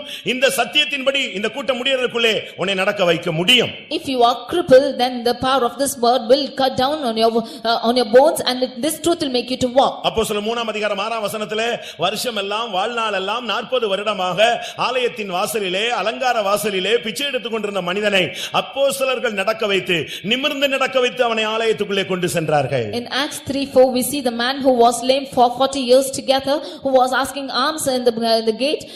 The apostles made him to lift up and walk and made him to walk into the temple. அப்போஸ்தலர் 14:10 படி அந்த மனிதனை அப்போஸ்தலர்கள் எழுப்பி அவனை சத்தியத்துக்குள்ளே வழி நடத்தினார்கள். According to Acts 14:10 they lifted and made him to stand right and walk with the apostle. அவன் கால் சப்பானியா இருந்தா கூட பிரசங்கத்தை அழகா கேட்டுக்கிட்டே இருந்தான். Although he was crippled in his feet, he heard the message beautifully. Pavul பேசுகிறதை கேட்டுக்கொண்டே இருந்தான். He was listening to what Paul spoke. இன்னைக்கு கூட பிரசங்கம் ரொம்ப இடத்துல நடக்குதுங்க. Even messages are taking place everywhere. இந்த பிரசங்கத்தை நீங்க எப்படி எடுத்துக்கிறீங்க? How are you taking this preaching? ஒரு சிலர் இந்த பிரசங்க நேரத்தை தூங்குறதுக்காக பிரயோஜனப்படுத்திக்கிறாங்க. Some of them are making use of this sermon to sleep. அவன் கதை முடிஞ்சிட்டான்னு அர்த்தம். That means its life is over. அவனுக்கு நல்ல நேரத்துல பிரசங்கம் கேட்கும்போது அருமையா தூக்கம் வருதுன்னா அவன் லைஃப பிசாசு முடிச்சிட்டான்னு அர்த்தம். In good times when you to hear the message, if he is going to go into sleep, then the Satan is spoiled his life. அப்போஸ்தலர் 20 அதிகாரம் 9 வசனத்திலே பவுல் நெடுநேரம் பிரசங்கம் பண்ணி கொண்டிருந்தார். ஏன்னா அடுத்த நாள் அவருக்கு வேற ஒரு ப்ரோகிராம். ஆனா அப்படினால ரொம்ப நேரம் பேசிக்கிட்டே இருந்தாரு. திடீர்னு பாத்தீங்கன்னா ஒருத்தன் பொத்துன்னு 3ஆம் வானத்துல இருந்து கீழே விழுந்துட்டான். செத்தே போயிட்டான். In Acts 20 verse 9 we see that Paul was preaching for a long time because he had to go to another place the next day, and while he was preaching, a man who was in deep sleep, he fell down from third loft. தூங்குகிற நீ மரித்தோரை விட்டு எழுந்திரு. தூங்கிட்டேன பிரசங்கத்துல தூங்கிட்டீனா நீ செத்து போன ஒரு நபர். You who are sleeping, rise from the dead, for if you sleep when the message is you are a dead person. பிரசங்கம் கேட்கும்போது மட்டும் தூங்கவே கூடாது. ஏன்னா அதான் உனக்கு லைஃப். அங்கதான் உனக்கு ஆலோசனை வருது. நீ உனக்கு அங்கதான் உன்னை வழிகாட்டுகிற வல்லமை வருகிறது. While hearing the messages, you should never sleep. It is from there the power of God comes for you to enable you. இரண்டாவது. Secondly, அடுத்து ஒரு இடத்துல ஒருத்தன் பிரசங்கம் பண்ணான். பிரசங்கம் முடிஞ்ச உடனே எல்லாரும் போய் ஐயோ இத மாதிரி பிரசங்கம் கேட்டதே இல்லன்னா இது ஒரு குரூப் சபைக்குள்ள கிடக்குது. in another place others went and said that we have never heard such a great message and boasted him. அப்போஸ்தலர் 12 அதிகாரம் 21 22 பார்க்கும் பொழுது ஏரோது பிரசங்கம் பண்ணினான். முடிந்த உடனே ஜனங்கள் சொன்னார்கள் இது மனித சத்தம் அல்ல தேவ சத்தம் என்று புகழ்ந்தார்கள். கடைசில பாத்தீங்கன்னா அவனும் செத்து போயிட்டான் அடுத்த 10 நிமிஷத்துல. Acts 12:21 and 22 after the message they came and said Herod that this is the oration of this the voice of God and not of man. Immediately he also died. பிரசங்கம் பண்றவன் வந்து ஒரு transmitter. He who is giving the message is a transmitter. அவனுக்கு அதுதான் அது மட்டும்தான். It's only his duty. அவனை போய் புகழ்ந்து ஒரு பிரயோஜனம் இல்ல. கழுதை கூட ஒரு இடத்துல பிரசங்கம் பண்ணிச்சு ஒரு தீர்க்கதரிசிக்கு. உடனே கழுதைக்கு போய் மாலை போட்டுருவியா? There is no use to go and boast that preacher. Even an ass gave a preaching to a prophet. Will you go garland that ass? யாராவது பிள்ளையாம் கழுதையை கூப்பிட்டு அட்டகாசமா பேசுன அப்படின்னு எவனாவது சொன்னானா? Did anyone call the ass of Balaam and said that you spoke beautifully? அவன் வேலையை செய்றான். நான் பிரசங்கம் பண்ணலன்னா இன்னொரு ஆள் பிரசங்கம் பண்ணுவாரு. He is done his duty. I have preached, another person will preach. பிரசங்கம் முடிஞ்ச உடனே நீ கர்த்தரை புகழணுமே தவிர மனுஷனை போய் புகழ்ந்துகிட்டே இருக்க கூடாது. After the message you should only praise God and not man. ஒரு இடத்துல நான் சொல்லி இருக்கிறேன்னு நினைக்கிறேன். ஒரு இடத்துல பிரசங்கம் நடந்தது. பிரசங்கம் முடிஞ்ச உடனே ஒரு ஆள் ஓடி போய் இந்த மாதிரி பிரசங்கம் நான் கேட்டதே இல்ல, அருமையா பண்ணீங்கன்னு சொன்னாரு. In one place, one person went and said after the message, "You've done a beautiful message. I've never heard it before." அவர் சொன்னாரா, He said, ஏற்கனவே ஒருத்தர் வந்து சொல்லிட்டாருங்க, நீங்க இரண்டாவது ஆளுன்னு சொன்னாரு. "Already another person has come to and told me like this, you are the second person." இல்லையே, நான் பார்த்துட்டே இருக்கிறேன், பிரசங்கம் முடிச்சு நீங்க வந்து உட்கார்ந்ததுல இருந்து நான் தான் ஃபர்ஸ்ட் வந்து உங்களை அப்ரிஷியேட் பண்ணியிருக்கேன்னு சொன்னாரு. He said, "No, I'm the first person who had appreciated you after the message I've been seeing." இல்ல, No. நான் வந்து உட்கார்றதுக்கு முன்னாலேயே சாத்தான் வந்து சொல்லிட்டான், அட்டகாசமா நீங்க பிரசங்கம் பண்ணேன்னு சொன்னா நீ இரண்டாவது சாத்தான் வந்திருக்கிற. Even before I could sit down, Satan came and said, "You have preached very beautifully." அதனால இந்த பிரசங்கம் பண்ற ஆளுங்களை புகழ்ந்துகிட்டு, பாட்டு பாடுற ஆளுங்களை புகழ்ந்துகிட்டு, எதையாவது ஒண்ணு செஞ்சுக்கிட்டு, இப்படியே மனுஷனை புகழ்ந்தே பேசிக்கிட்டு, மனிதனை பிரியப்படுத்த பாக்குறாயா, தேவனை பிரியப்படுத்த பாக்குறாயா? I want to praise the person who is preaching or singing songs, and do you want to keep praising God or man? மனுஷனை பிரியப்படுத்தி மனுஷனை புகழ்ந்து பேசிட்டேன்னா அவன் செத்துட்டான்னு அர்த்தம். அவனுக்கு அதுதான் சோதனை. If you should praise man and boast man, that is the end of him, he is going to die. அப்போஸ்தலர் 7ஆம் அதிகாரத்துல ஸ்தேவான் அருமையான ஒரு பிரசங்கம் பண்ணான். In Acts chapter 7, Stephen preached a good preaching. அட்டகாசமான பிரசங்கம். It was a marvelous preaching. ஆபிரகாம்ல இருந்து ஸ்டார்ட் பண்ணிட்டான். He started from Abraham. ஆபிரகாம்ல ஸ்டார்ட் பண்ணி அழகா இயேசு கிறிஸ்துவிடத்துல வந்து நிப்பாட்டி, நீங்க தான் அந்த இயேசுவை கொன்னீங்கன்னு பிரசங்கத்தை முடிச்சான்.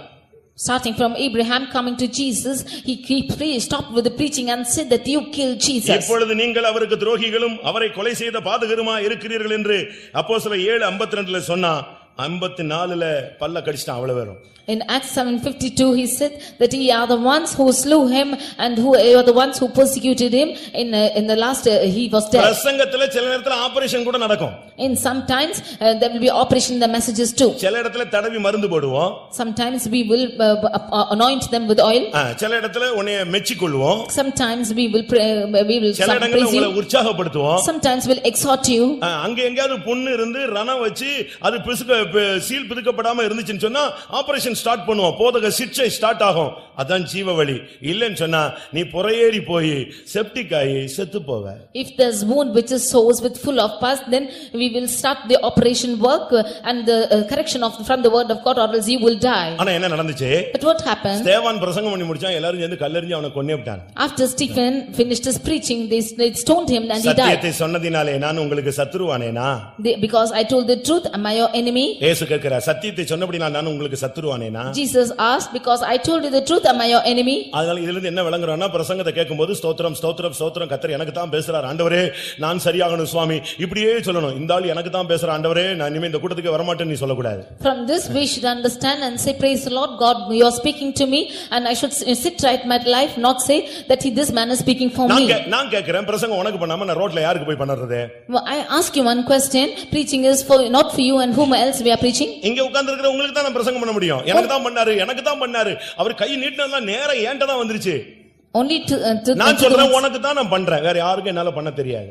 நான் உனக்கு தான் நான் போதகன், உனக்கு தான் நான் அப்போஸ்தலன், உனக்காகவே நான் பரிந்து பேசுகிறேன், உனக்காகவே ஊழியம் செய்கிறேன். Only to the ones who are seated here I am preaching, and the preaching should come to you and be pointed to you. It is for you and the apostle, and it's for you the preaching is. ஆனா இந்த மனிதன் பாவப்பட்ட ஒரு மனிதன். But this man is a sad person. அவன் என்ன செஞ்சான் தெரியுமா? But what he did? பிரசங்கத்தை மத்தவங்க கேட்டதை விட இவன் மட்டும் தான் அந்த இடத்துல ரொம்ப சின்சியரா கேட்டுட்டே இருந்தான். More than he hearing the preaching, he was the one who heard it very sincerely. பிரசங்கம் கேட்க அந்த ஒவ்வொரு வார்த்தையும் அவனுக்குள்ள ஒரு ரட்சிப்புக்கேற்ற விசுவாசத்தை உண்டு பண்ணி விட்டது.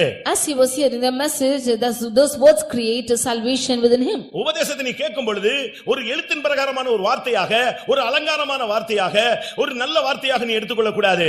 அதை கேட்கும் பொழுதே உனக்குள்ள ரட்சிப்புக்கேற்ற விசுவாசம் உண்டாகிட்டே இருக்கணும். As you hear the words of sermon, you should not take it as a beautiful word or just a word which is to be praised, but as you hear, you should have the salvation taking place in you. Pavul பேசுகிறதை அவன் கேட்டுக்கொண்டே இருந்தான் என்று அப்போஸ்தலர் 14:9 சொல்லுகிறது. In Acts 14:9 we read that when Paul was speaking, he was hearing. பிரசங்கம் பண்ணிக்கிட்டே பவுல் அவனை பார்க்கிறாரு, அவனுக்குள்ள ரட்சிப்புக்கேற்ற விசுவாசம் வந்து விட்டது. When Paul was preaching, he looked into him and there was a faith which was to be saved. கேட்கும் பொழுதே ரட்சிப்புக்கேற்ற விசுவாசம் அவனுக்கு உண்டாகிக்கொண்டே இருந்தது. And there was a faith which was perceived in him to be saved. பிரசங்கம் கேட்கும் பொழுதே உனக்கு ரட்சிப்புக்கேற்ற விசுவாசம் வந்து விட வேண்டும். As he was hearing the message, there should be a perceiving of by faith. அப்படியே அந்த பிரசங்கத்தினுடைய வல்லமை அப்பொழுதே உனக்குள்ள வந்துவிடும். And that means the power of that message will then come into you. உபதேசம் கேட்கிறது பெருசல்ல, உபதேசம் கேட்கும் பொழுதே உன்னை கரெக்ட் பண்ணிட்டே நீ வரணும். Not sufficient you hear the doctrine, you should correct yourself as you hear the doctrine. யோவான் 15:3 என்ன சொல்லுகிறது? John 15:3 what it says? நீ இப்பொழுது நீங்க கேட்ட உபதேசத்துல இப்பொழுதே உனக்கு சுத்தமாகி விட்டது. வாசியுங்கள் ஒரு விசை. யோவான் 15:3. John 15:3. நான் உங்களுக்கு சொன்ன உபதேசத்தினாலே நீங்கள் இப்பொழுதே சுத்தமாயிருக்கிறீர்கள். Now we are clean through the word which I have spoken to you. உபதேசம் கேட்கும் பொழுதே ஒரு மாற்றம் உனக்குள்ள நடந்து கொண்டே இருக்க வேண்டும். As you hear the doctrine, there should be a change in you. அபிஷேகம் பெற்று வீட்டுக்கு போறதுக்குள்ள கர்த்தர் சவுலுக்கு வேற இருதயத்தை கொடுத்தார்.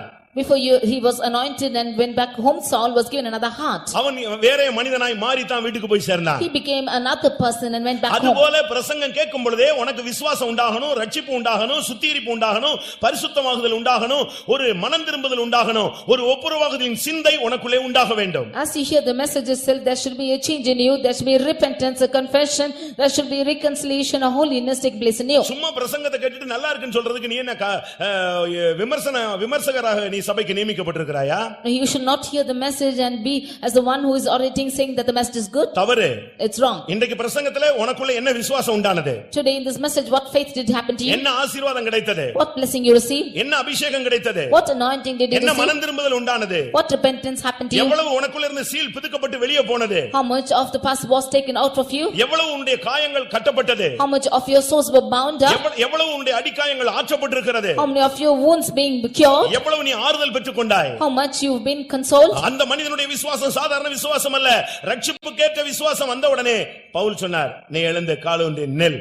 That faith of that man was not an ordinary faith. When that faith according to salvation came, Paul said, stand up and உன்னையே உங்களை ஒரு ஊழியக்காரன் பார்க்கும்போது உன்னை பரிசுத்தவானாய், விசுவாசம் உள்ளவனாய், நம்பிக்கை உள்ளவனாய், சபைக்கு தூணாய் பார்க்கணுமே தவிர வேற எந்த கண்ணோட்டத்தோட ஊழியக்காரன் உன்னை பார்க்க கூடாது. When the servants of God are looking unto you, they should see you as the one who is standing by faith, who is standing in holiness, who is standing for the witness of God. அருமையானவர்களே, நம்முடைய விசுவாசத்தின் தன்மை எப்படி உள்ளது? Dear beloved, what is the tendency of our faith? நான் சில வசனங்களை உங்களுக்கு முன்பாக வைக்கிறேன். உங்களுடைய விசுவாசத்தின் தன்மையை நீங்கள் பரிசோதித்து பாருங்கள். I place before you certain words, you search out and see as to what kind of faith you have. உனக்கு சுகரை அளவு பார்க்கிறதுக்கு உனக்கு அறிவு இருக்கிறது. You have the knowledge to look to your sugar. உனக்கு ஜுரம் எவ்வளவு இருக்குன்னு கண்டுபிடிக்கிறதுக்கு உனக்கு சக்தி இருக்கிறது. You have the care to say how much of fever you have. உன்னுடைய ஃபீவர் தன்மை எவ்வளவு இருக்குன்னு உனக்கு தெரியுது. 110ங்க ஏறி போச்சுங்க, அதெல்லாம் கரெக்ட். விசுவாசம் ஏறி இருக்கா இறங்கி இருக்கா? You know the character of the fever which is in you. Is your faith going up or down? ஒரு ஆளு பத்தி சொல்லிருக்கு, கடுகு விதை அளவு விசுவாசம். About one man it is said faith which is as mustard. ஒருவேளை அது கூட உனக்கு ஸ்ட்ராங்கா இருந்தா போதும். If that is strong in you, that's sufficient. உன்னுடைய விசுவாசம் எப்படிப்பட்டது? What kind of faith you have? 3 வருஷம் ஊழியம் செஞ்சு இயேசுவோடு நடந்துட்டு கடைசில அவங்களுக்கு கிடைச்ச சர்டிபிகேட் என்ன தெரியுமா? அற்ப விசுவாசி என்னாது. After serving with Jesus for 3 years and they've had the certificate saying that you are people of least faith. அவர் சொல்றாரு அற்ப விசுவாசியே. People of least faith. ஏன் சந்தேகப்பட்டாய்? Why are you doubting? அற்ப விசுவாசிகளே. And people of least faith. இப்படிப்பட்ட வார்த்தையை நீங்க கடைசில வாங்கிர கூடாது. You should not get such words. ஓட்ட முடியும்போது அற்ப விசுவாசிகளே அப்படின ஒரு வார்த்தை கிடைச்சதுனா என்ன பிரயோஜனம்? At the end of your race, if you are called as the least faith, what is the use? உன்னை பார்த்து சொல்லணும், உன்னுடைய விசுவாசத்தை போல வேற விசுவாசம் யார்ட்டயுமே கிடையாதுன்னு சொல்லு. And they, looking at you, they should say, as you have the faith, there's no other faith in anyone. மத்தேயு 14:31ல சொல்றாரு அற்ப விசுவாசியே. In Matthew 16:31, he is calling them as people of least faith. எவ்வளவு காரசாரமான வார்த்தை தெரியுமா? What a hot word is this? அந்த ஒரே வார்த்தையில பேதுரு செத்து போயிருப்பான். In that one word, Peter should have died. நம்ம அவனை சொல்றோம் பிரதான அப்போஸ்தலன். இயேசு அவனை பார்த்து சொன்னார் அற்ப விசுவாசியே. We would say that he is an apostle, but Jesus calls him as a man of little faith. ஒரு சிலருக்கு விசுவாசத்துல கிரியே இல்ல, செத்து போன விசுவாசம். Some of them have no works in the faith at all, they are dead. இந்த சில மாடுகளுக்கு பின்னால கண்ணுக்குட்டி மாதிரி ஒன்னு வச்சிருப்பாங்க, அந்த தோல் மட்டும் தான் இருக்கும், உள்ள என்ன இருக்கு? வைக்கோல சுத்தி வச்சிருப்பான், அதை தூக்கிக்கிட்டே பால் கறக்கிற இடத்துல சுத்திட்டு அலைவான். அதே மாதிரி செத்து போன விசுவாசத்தை வச்சுக்கிட்டு விசுவாசிங்கிற ஒரு போர்டு போட்டுட்டு சுத்துற ஒரு பெரிய கும்பல் நம்ம சபைக்குள்ள இருக்கிறார். They will be the calf behind the cow which is only full of stacks, but they will be taking around for that cow to give its milk. Even so people who are dead like believers are found church. யாக்கோபு 2:14ல பார்க்கும் பொழுது கிரியை இல்லாத விசுவாசம் செத்ததே. In Lamentation 2:15 we see the கிரியை இல்லாத விசுவாசம் செத்ததே. Faith without works is dead. மத்தேயு 17:20ல கடுகு விதை அளவு விசுவாசம். Matthew 15:20 it's the faith which is having its little faith. ஒரு இடத்துல இயேசு கேக்குறாரு, உன் விசுவாசம் எங்க போச்சுன்னு கேட்டார். In one place Jesus asking, where is your faith gone? லூக்கா 8:25ல கேக்குறாரு, உன் விசுவாசம் எங்க? Luke 8:25 is asking, where's your faith? ஆனா அந்த பெண்ணை கேட்டா என்ன சொல்வா தெரியுமா? But looking at the woman, if he இல்ல asks, அந்த மனிதனை கேட்டால் என்ன சொல்வான் if தெரியுமா? he's asking his wife, what will he say? உன்னுடைய விசுவாசம் எந்த தன்மை உள்ளது? ரட்சிப்புக்கேற்ற விசுவாசம். If he's asking as to what that faith is, it's the விடுதலையை faith towards salvation. பெற்றுக்கொள்ளக்கூடிய ஒரு விசுவாசம் அவனுக்குள்ளே வந்து விட்டது. The faith according to salvation is coming to him. அவனுடைய சப்பானித்தன்மையை மாற்றக்கூடிய விசுவாசம் அவனுக்குள்ளே வந்து விட்டது. The faith that will change his crippleness is coming to him. காலூன்றி நிமிர்ந்து நிற்க வைக்கக்கூடிய நடக்க வைக்கக்கூடிய சக்தி அந்த விசுவாசம் அவனுக்குள்ளே வந்து விட்டது. The faith that will make him to walk upright is coming to him. மரித்தோரை எழுப்பும் விசுவாசம் அவனுக்குள்ளே வந்து விட்டது. The faith that will resurrect the dead is coming to him. அருமையானவர்களே, உங்களுடைய விசுவாசம் என்ன?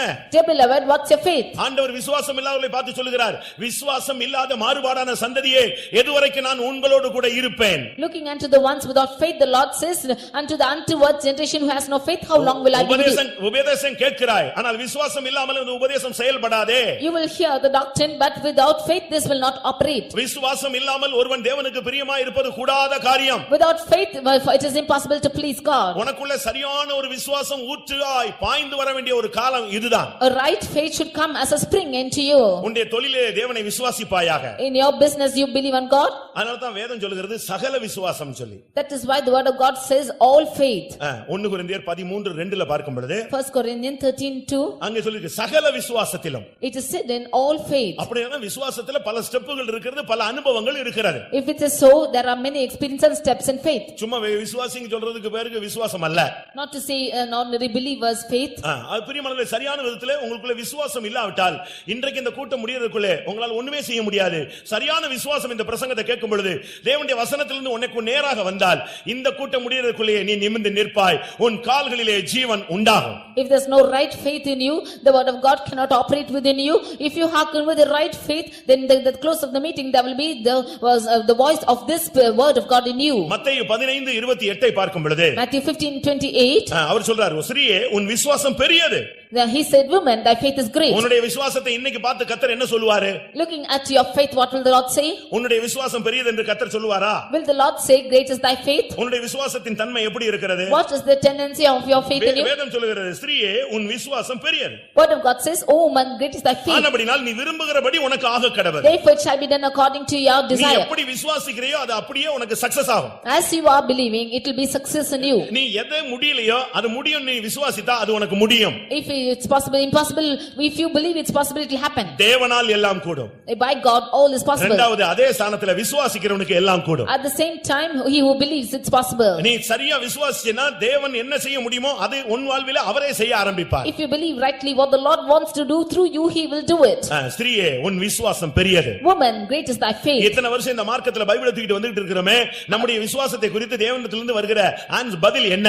So many years we are following in God in the religion. What is the reply of God for our faith? மத்தேயு 8:10 ஒரு மனிதனை பார்த்து இயேசு சொன்னார், இவன் இப்படிப்பட்ட விசுவாசத்தை நான் இஸ்ரவேல்ல எங்கேயுமே நான் பார்க்கவே இல்லைன்னு சொன்னார். In Matthew 8:10 Jesus was marveled about a woman saying. மத்தேயு 8:10 பார்க்கும் பொழுது In Matthew 8:10 we see that இஸ்ரவேலுக்குள்ளே இப்படிப்பட்ட விசுவாசத்தை நான் காணவே இல்லை. I have not found so great a faith, no, not in Israel. நானும் சுத்தி சுத்தி இஸ்ரவேல் ஜனங்களை காணாமல் போன இஸ்ரவேல் ஜனங்களை தேடி பார்த்தேன், யாருக்குள்ளும் இப்படிப்பட்ட ஒரு விசுவாசத்தை நான் பார்க்கவில்லை. அப்படிப்பட்ட ஒரு மகத்தான விசுவாசம் அந்த நூற்றுக்கு அதிபதிக்கு வந்து விட்டது. I have seen the faith among the people of Israel who went into Canaan. Such a great faith has come into centurion. இந்த சபையில 500 பேர் இருக்கட்டும். We are 1,000 people in the church. ஆண்டவர் அவனுடைய முகத்தை பார்க்கிறது இல்ல, உன்னுடைய விசுவாசத்தை பார்க்கிறார். God is not looking at the face but into your faith. எந்த இடத்துல நீங்க அவிசுவாசத்துக்கு இடம் கொடுக்காதீங்க. Don't give unbelief in at any time. சரியான விதத்துல உங்களுடைய விசுவாசத்தை கர்த்தர் மெச்ச வேண்டும். At the right time God wants to exalt your உன்னுடைய faith. விசுவாசத்தை பார்த்து உன்னுடைய விசுவாசம் பெரியது என்று கர்த்தர் சொல்ல வேண்டும். God should look at your faith and say your great is your faith. உன் விசுவாசத்தை பார்த்து இப்படிப்பட்ட விசுவாசத்தை நான் பார்க்கவே இல்லைன்னு சொல்லணும். Looking at your faith he should say I have not found so great a faith. ஊழியர்கள் தங்களுடைய அனுபவங்களில் இப்படிப்பட்ட अनेक விசுவாசிகளை கண்டிருக்கிறார்கள். Servants of God had seen many of them who are faith warriors like this. अनेक விசுவாசிகள் நான் பார்த்திருக்கிறேன், ரொம்ப ஸ்ட்ராங்கா விசுவாசத்துல நிக்கறாங்க. They have seen many believers who were strong in faith. யூதா 20ஆம் வசனத்தை பார்க்கும் பொழுது Reading in Jude chapter 20. நீங்களோ பிரியமானவர்களே உங்கள் மகா பரிசுத்தமான விசுவாசத்தின் மேல் உங்களை உறுதிப்படுத்திக் கொள்ளுங்கள். You beloved, steadfast yourself in the most holy faith. விசுவாசம் விசுவாசம், faith, பரிசுத்தமான விசுவாசம், holy faith, மகா பரிசுத்தமான விசுவாசம். and most holy faith. ஒவ்வொரு ஸ்டெப் இருக்கிறது. விசுவாசம், பரிசுத்த விசுவாசம், மகா பரிசுத்தமான விசுவாசம். There are different steps of faith, holy faith and most holy faith. உங்களை எத்தனை பேருக்கு அப்படிப்பட்ட அனுபவம் இருக்கிறது? How many of you have such experience?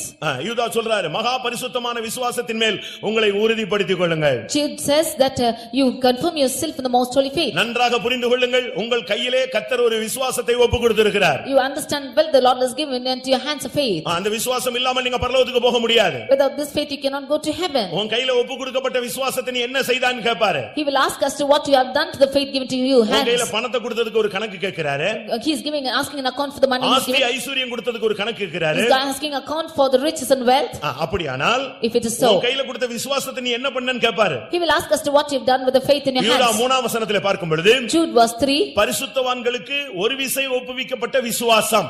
the faith which is once delivered to the saints. நான் பொதுவான விசுவாசத்தை குறித்து உங்களுக்கு எழுத கருத்துள்ளவனாய் இருந்தேன். ஆனால் ஆவியானவர் சொல்றார், பரிசுத்தவான்களுக்காக ஒரு விசை ஒப்புவிக்கப்பட்ட விசுவாசத்துக்காக நீங்கள் தைரியமாய் போராட வேண்டும் என்று எழுதி உணர்த்துவது எனக்கு அவசியமாய் கண்டது. I gave all diligence to write to you of the common salvation, but the Holy Spirit has exhorted me to earnestly contend for the faith which was once delivered to the saints. உலகத்துல நீ தரித்திரனா இருக்கலாம், ஆனா விசுவாசத்துல நீ ஐஸ்வரியவானாய் இருக்க வேண்டும். You might be poor in the world, but you should be rich in faith. தேவன் இவ்வுலகத்தில் தரித்திரரை விசுவாசத்திலே ஐஸ்வரியவான்களாய் மாற்றுகிறார் என்று வேதம் சொல்லுகிறது. The word of God says the Lord has made the poor of this world rich in faith. உனக்கு வீட்ல சாப்பாடு இல்லாம இருக்கலாம். You might not have food in your உனக்கு house. நல்ல உணவு இல்லாமல் இருக்கலாம். You might not have anything in your house. தங்குவதற்கு வசதி இல்லாமல் இருக்கலாம். You might not have facilities to ஆனால் stay. நீ விசுவாசத்திலே தரித்திரனாய் இருக்க கூடாது. But you should not be the one not having faith. ஏனென்றால் உனக்குள்ள இருக்கிற விசுவாசம் அதிக விலையேற பெற்ற விசுவாசம். Because the faith within you is of precious value. அப்படித்தான் 1 பேதுரு 1ஆம் அதிகாரம் 7ஆம் வசனத்தில் நாம் பார்க்க முடியும். That is what we read in 1 Peter 1:7. விசுவாசமானது விலையேற பெற்றது, அருமையானது.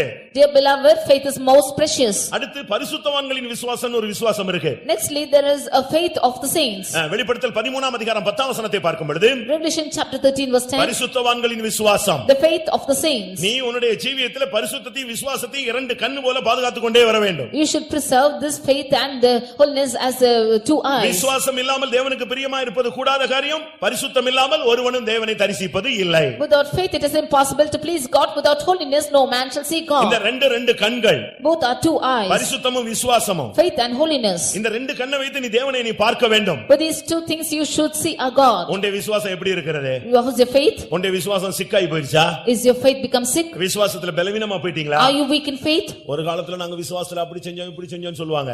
Some of அதெல்லாம் them- கரெக்ட். இப்ப விசுவாசம் எப்படி இருக்கு? Some of them will say we have done in faith once upon a time like this. What is your faith now? தீத்து 1ஆம் அதிகாரம் 14ஆம் வசனத்தை பார்க்கும் பொழுது Titus 1st chapter verse 14. ஆரோக்கியமான விசுவாசம். It's a sound faith. விசுவாசத்திலே ஆரோக்கியமா இருக்கும்படி அவர்களுக்கு புத்தி சொல்லு.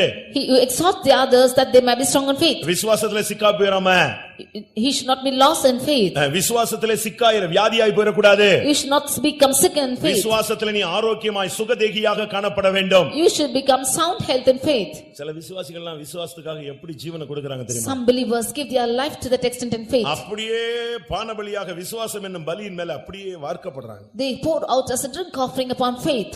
நமக்கு எத்தனை பேருக்கு அப்படி விசுவாசம் இருக்கிறது? How many of us have such a faith? ஒரு சிலர் விசுவாசத்தை பத்தி பயங்கரமா பேசுவாங்க, அன்பே இருக்காது. Some of them will speak more about faith, have no love. ஒரு சிலர் பாருங்க விசுவாசம் விசுவாசம் விசுவாசம்பாங்க, ஆனா வீட்ல உள்ளவனுக்கு சோறு கொடுக்க மாட்டான். Some of them will speak about faith, but they will not feed them in their house. நல்ல விசுவாசிம்பாங்க, அம்மாவுக்கு சோறு கொடுக்க மாட்டான். They will be good believers, not providing food to their father. ஆனா பார்த்தா விசுவாசத்துல தைரியமா நின்னுட்டே இருப்பான். They will boldly stand for the faith. அன்பினால் கிரியை செய்கிற விசுவாசமே உதவும். With love, work of faith will work. கலாத்தியர் 5:26 சொல்லிருக்கு, நீ விசுவாசினா அதோட மிக்ஸ் ஆக வேண்டியது அன்பு.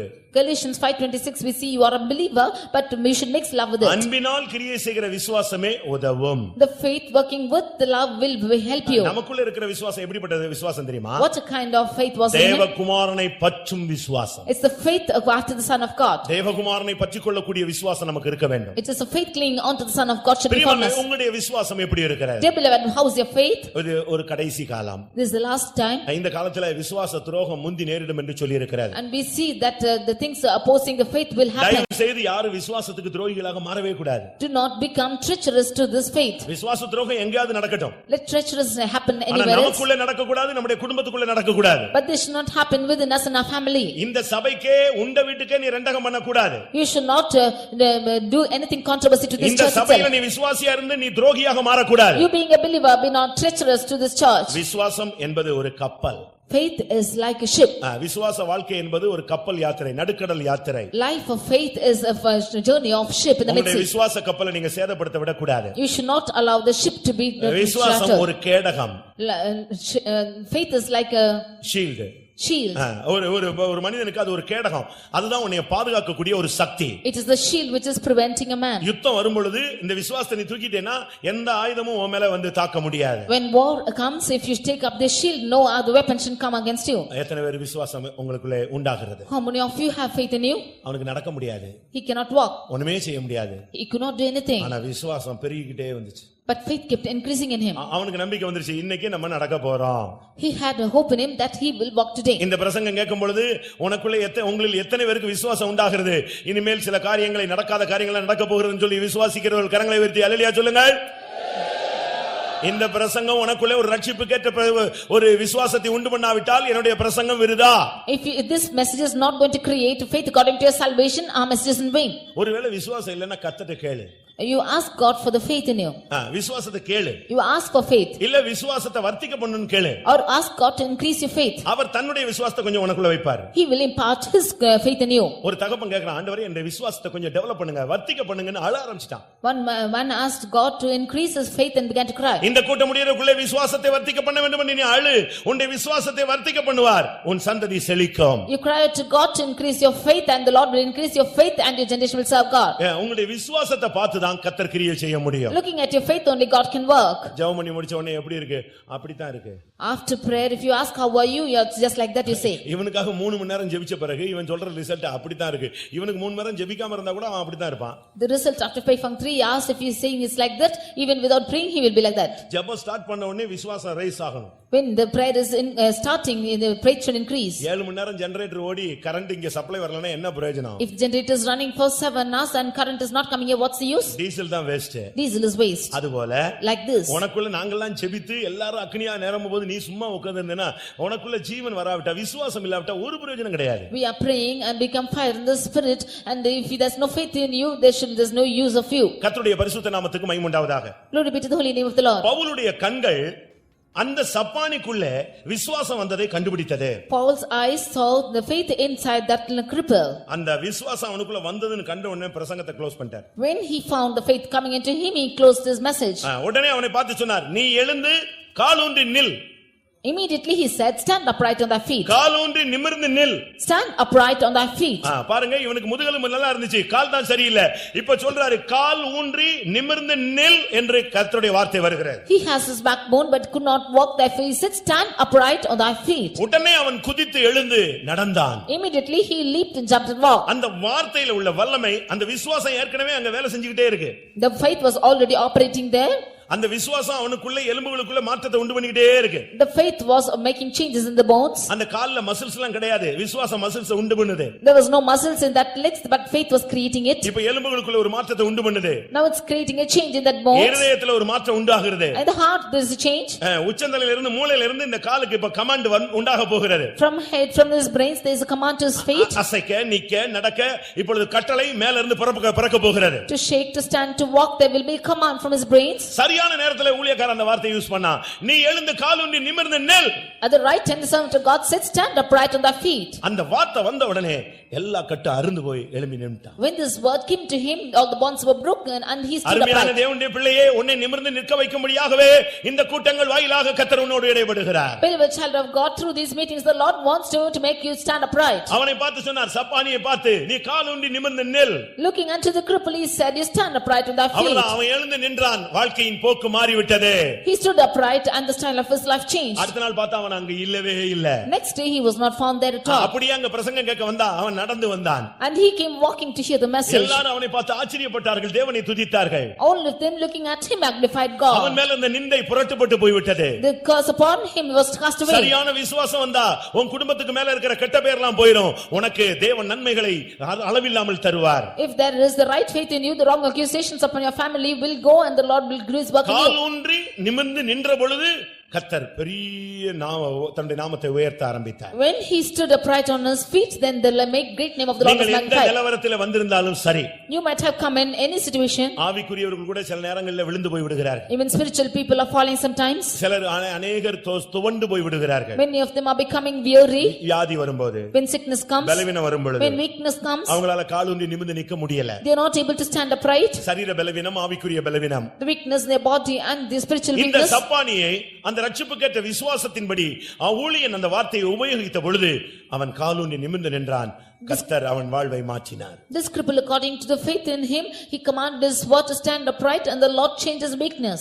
இரண்டாம் ராஜாக்கள் 13ஆம் அதிகாரம் 21ஆம் வசனத்தை பார்க்கும் பொழுது, 2 Kings chapter 13 verse 21. ஒரு செத்துப்போன மனிதனை அடக்கம் பண்ணும்படியாக கொண்டு வருகிறார்கள். They took a dead man to be buried. அவன் எப்படி மரித்தானோ தெரியாது. Do not know how he died. அவன் பாவியோ பரதேசியோ பரிசுத்தவானோ தெரியாது. Don't know if he was a sinner or a saint or a saint person. அவன் விபத்துல மரித்தானா, ஆபத்துல மரித்தானா, வியாதியில மரித்தானா, வயசாகி மரித்தானா, அதுவும் தெரியாது. Don't know whether he died in a danger or any harm or in any sickness or being old. ஆனா செத்து போய் விட்டான். But he died. அவனை அடக்கம் பண்ண கொண்டு வந்த பொழுது சத்துருக்கள் வந்து விட்டார்கள். When they brought him to bury, the enemies came. அவனை தூக்கி எலிசாவின் எலும்புகள் கிடந்த அந்த கல்லறையில தூக்கி போட்டு ஓடிட்டாங்க. And they cast him into the sepulchre of Elisha and went. இந்த எலும்புல விழுந்த உடனே இந்த எலும்புல இருக்கிற சக்தி அவனை தூக்கி எழுப்பி நிப்பாட்டிடுச்சு. When the bones just fell down, the bones, the power within the bones lifted him up. 2 ராஜாக்கள் 13:21 அவன் காலூன்றி எழுந்து நிமிர்ந்து நின்றான். 2 Kings chapter 13 verse 21, we see that he revived and stood upon his feet. அருமையான சகோதரனே சகோதரியே,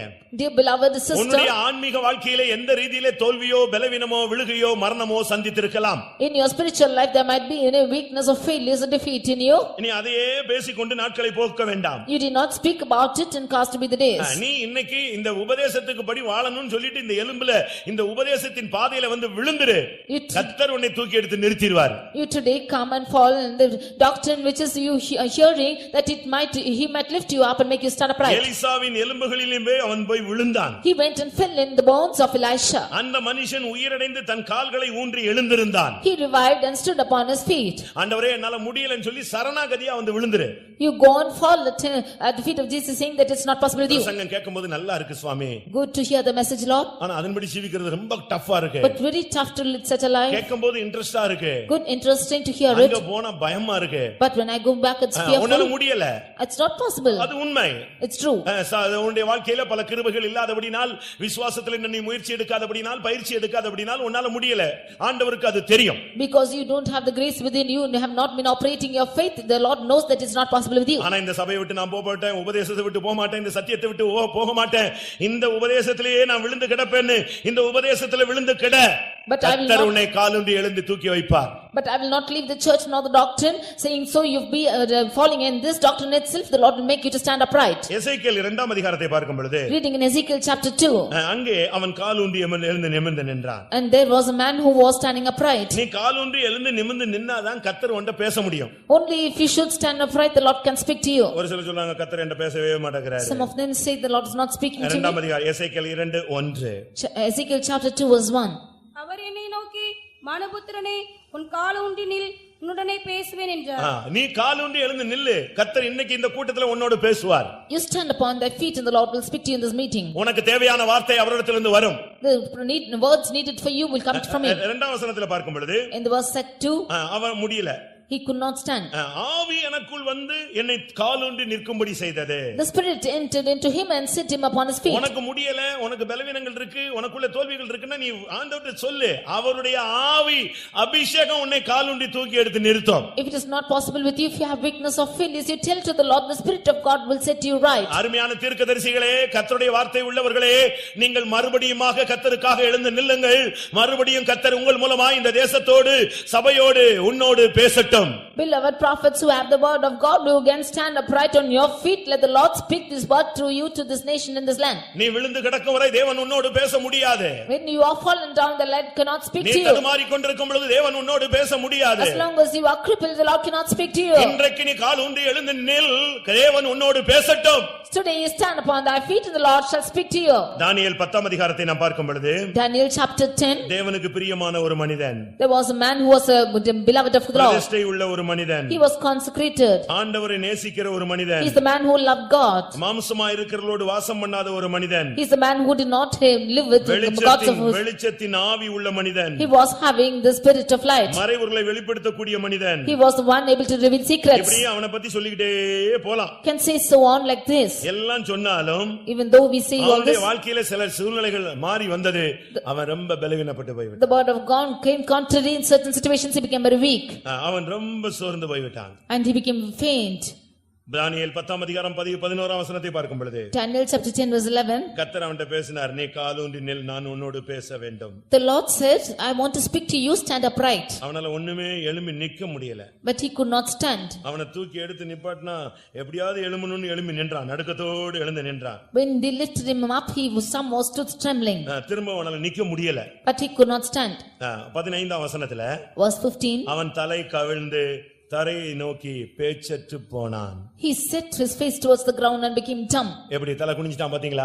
See how he set his face? ரொம்ப week. He became weak.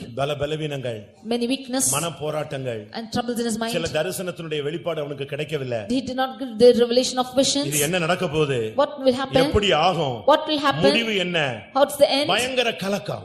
Such a confusion. இப்போ பாக்குற பைபிள்ல சொல்லி இருக்கு, தலை கவிழ்ந்தான். Now he set his face toward the ground and fell down. நல்ல ஸ்பிரிச்சுவல்ல இருப்பீங்க, சில நேரங்களில் இப்படிப்பட்ட பாதை உங்களுக்கு வந்துவிடும், யாருக்கும் வந்துவிடும். You might be in spiritual manner, but such paths might be admitted for you and somebody else too. மறுபடியும் கர்த்தர் அவனோடு இடைப்பட்டார். Again the Lord intervened with him. 17ஆம் வசனத்துல அவன் சொல்றான், என் ஆண்டவனே, நான் எப்படி பேச முடியும்? என்னில பலனும் இல்ல, என்னில மூச்சும் இல்லை. Verse 17 he is saying, Lord, how can I speak, for there remains no strength in me, neither is breath. ஆனால் கர்த்தர் அவனை திடப்படுத்தினார். But the Lord strengthened him. அருமையான தேவனுடைய பிள்ளையே, உன்னுடைய வாழ்க்கையில கூட பல விதங்களிலே பேச்சற்று மூச்சற்று நீ நாதியற்ற நிலவரத்திலே நீ காணப்படலாம். சூழ்நிலைகள் உன்னை தலை கவிழ வைத்து விடலாம்.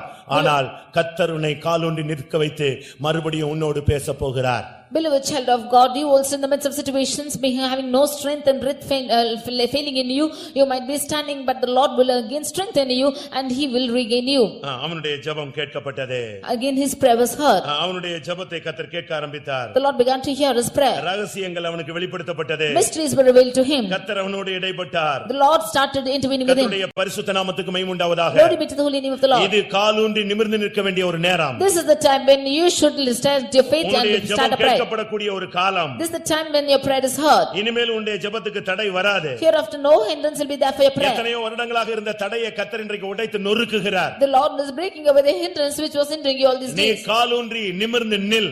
You stand on your feet upright. சப்பானி தன்மை நீங்க போகிறது. Let the crippledness depart from you. உன்னுடைய மரித்த நிலவரம் மாற போகிறது. The death state of you will be changed. மறுபடியும் கர்த்தர் உன்னோடு பேச போகிறார். The Lord will speak to you again. உன்னுடைய தடைகள் நீக்கப்பட போகிறது. The hindrances of you will be removed. உன்னுடைய ஜெபங்கள் கேட்கப்பட போகிறது. Your prayers will be answered. கர்த்தர் உன்னோடு இடைப்பட வேண்டிய ஒரு நேரம் வந்து விட்டது. The time that the Lord wants to intervene with you has come. அப்போஸ்தலர் 26ஆம் அதிகாரம் 16ஆம் வசனத்தை பார்க்கும் பொழுது Acts 26 verse 16. அங்கே பவுல் தன்னுடைய சந்திப்பை குறித்து எப்படி சொல்கிறார்? Here about the meeting of Paul, what does he say? அந்த வெளிச்சம் அவரை சந்தித்த பொழுது நடந்த சம்பவம் என்ன? When the light did meet him, what was the incident which took our place? என்னை சந்தித்தார், துன்பப்படுத்துகிற இயேசு என்று என்னோடு பேசினார். And he met him, and the Lord whom he persecuted spoke to him. 16ஆம் வசனத்திலே இப்பொழுது நீ எழுந்து காலூன்றி நில்.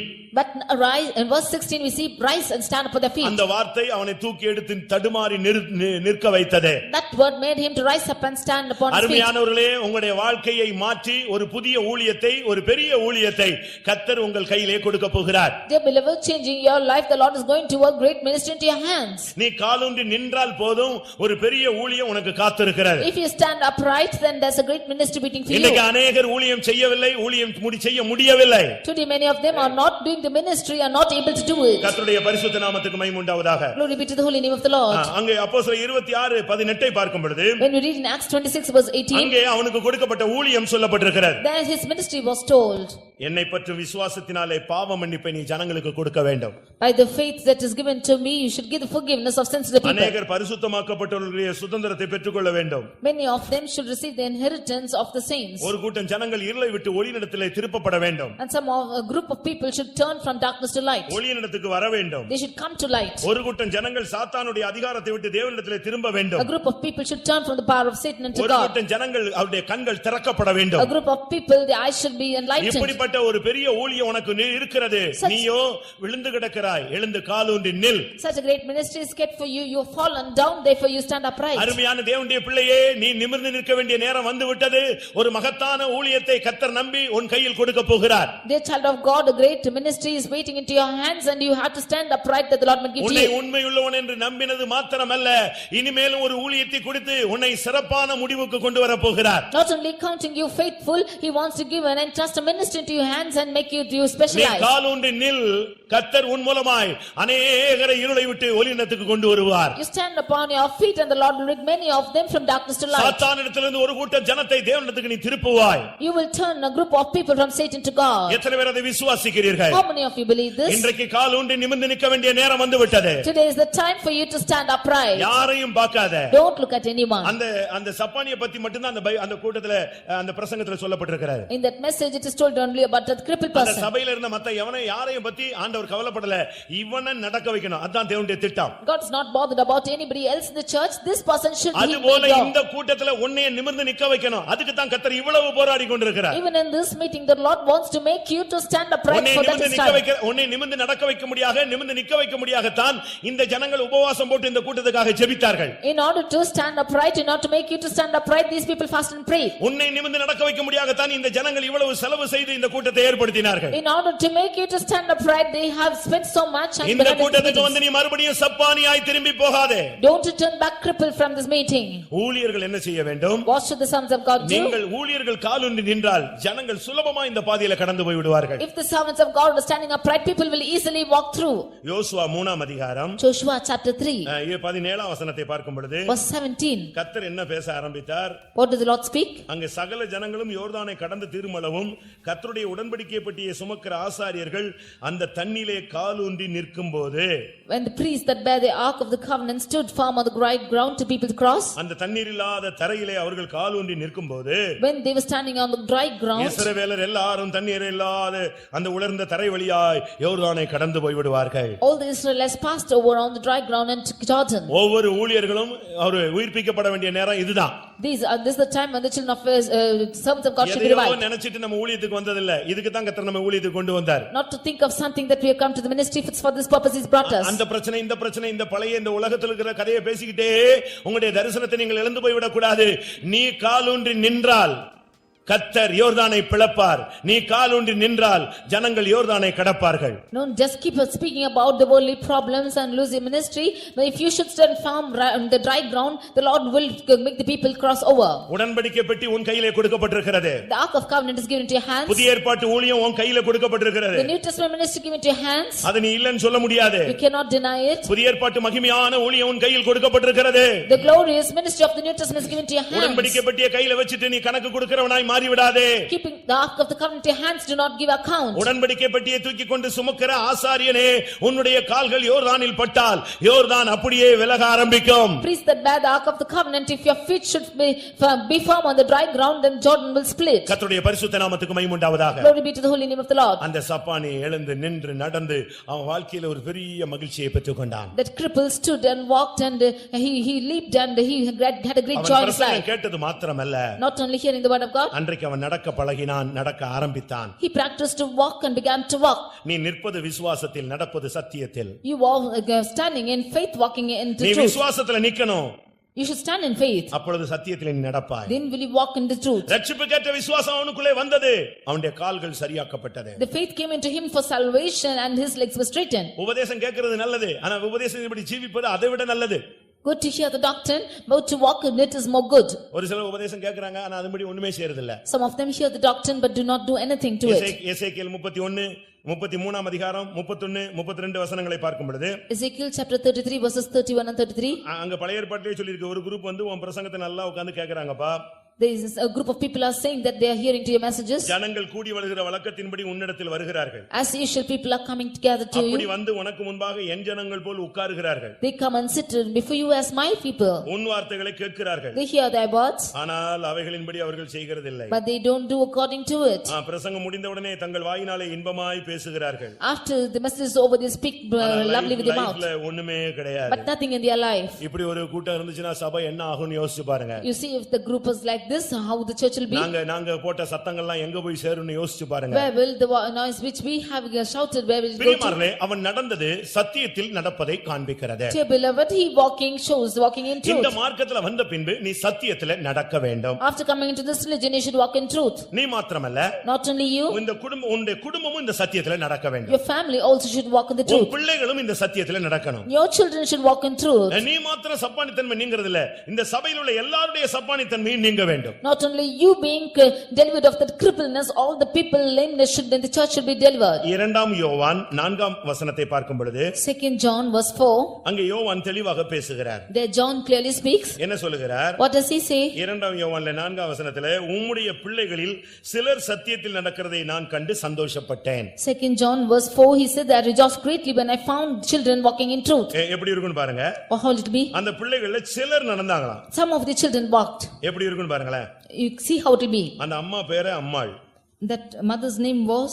அம்மா, அந்த அம்மா அவங்க பேரே அம்மாள் தான். Her name was Lady. அம்மாள்னு பேரு தேடியா அம்மாள். Her name was Ammal. இரண்டாம் வசனத்துல இருக்கு தெரிந்து கொள்ளப்பட்டவளுமாகிய அம்மாள். In the first verse it is said the elect lady. ஒரு தேவனுடைய பிள்ளை என்று சொல்லுகிறவங்க சத்தியத்தின்படி நடக்கணும்.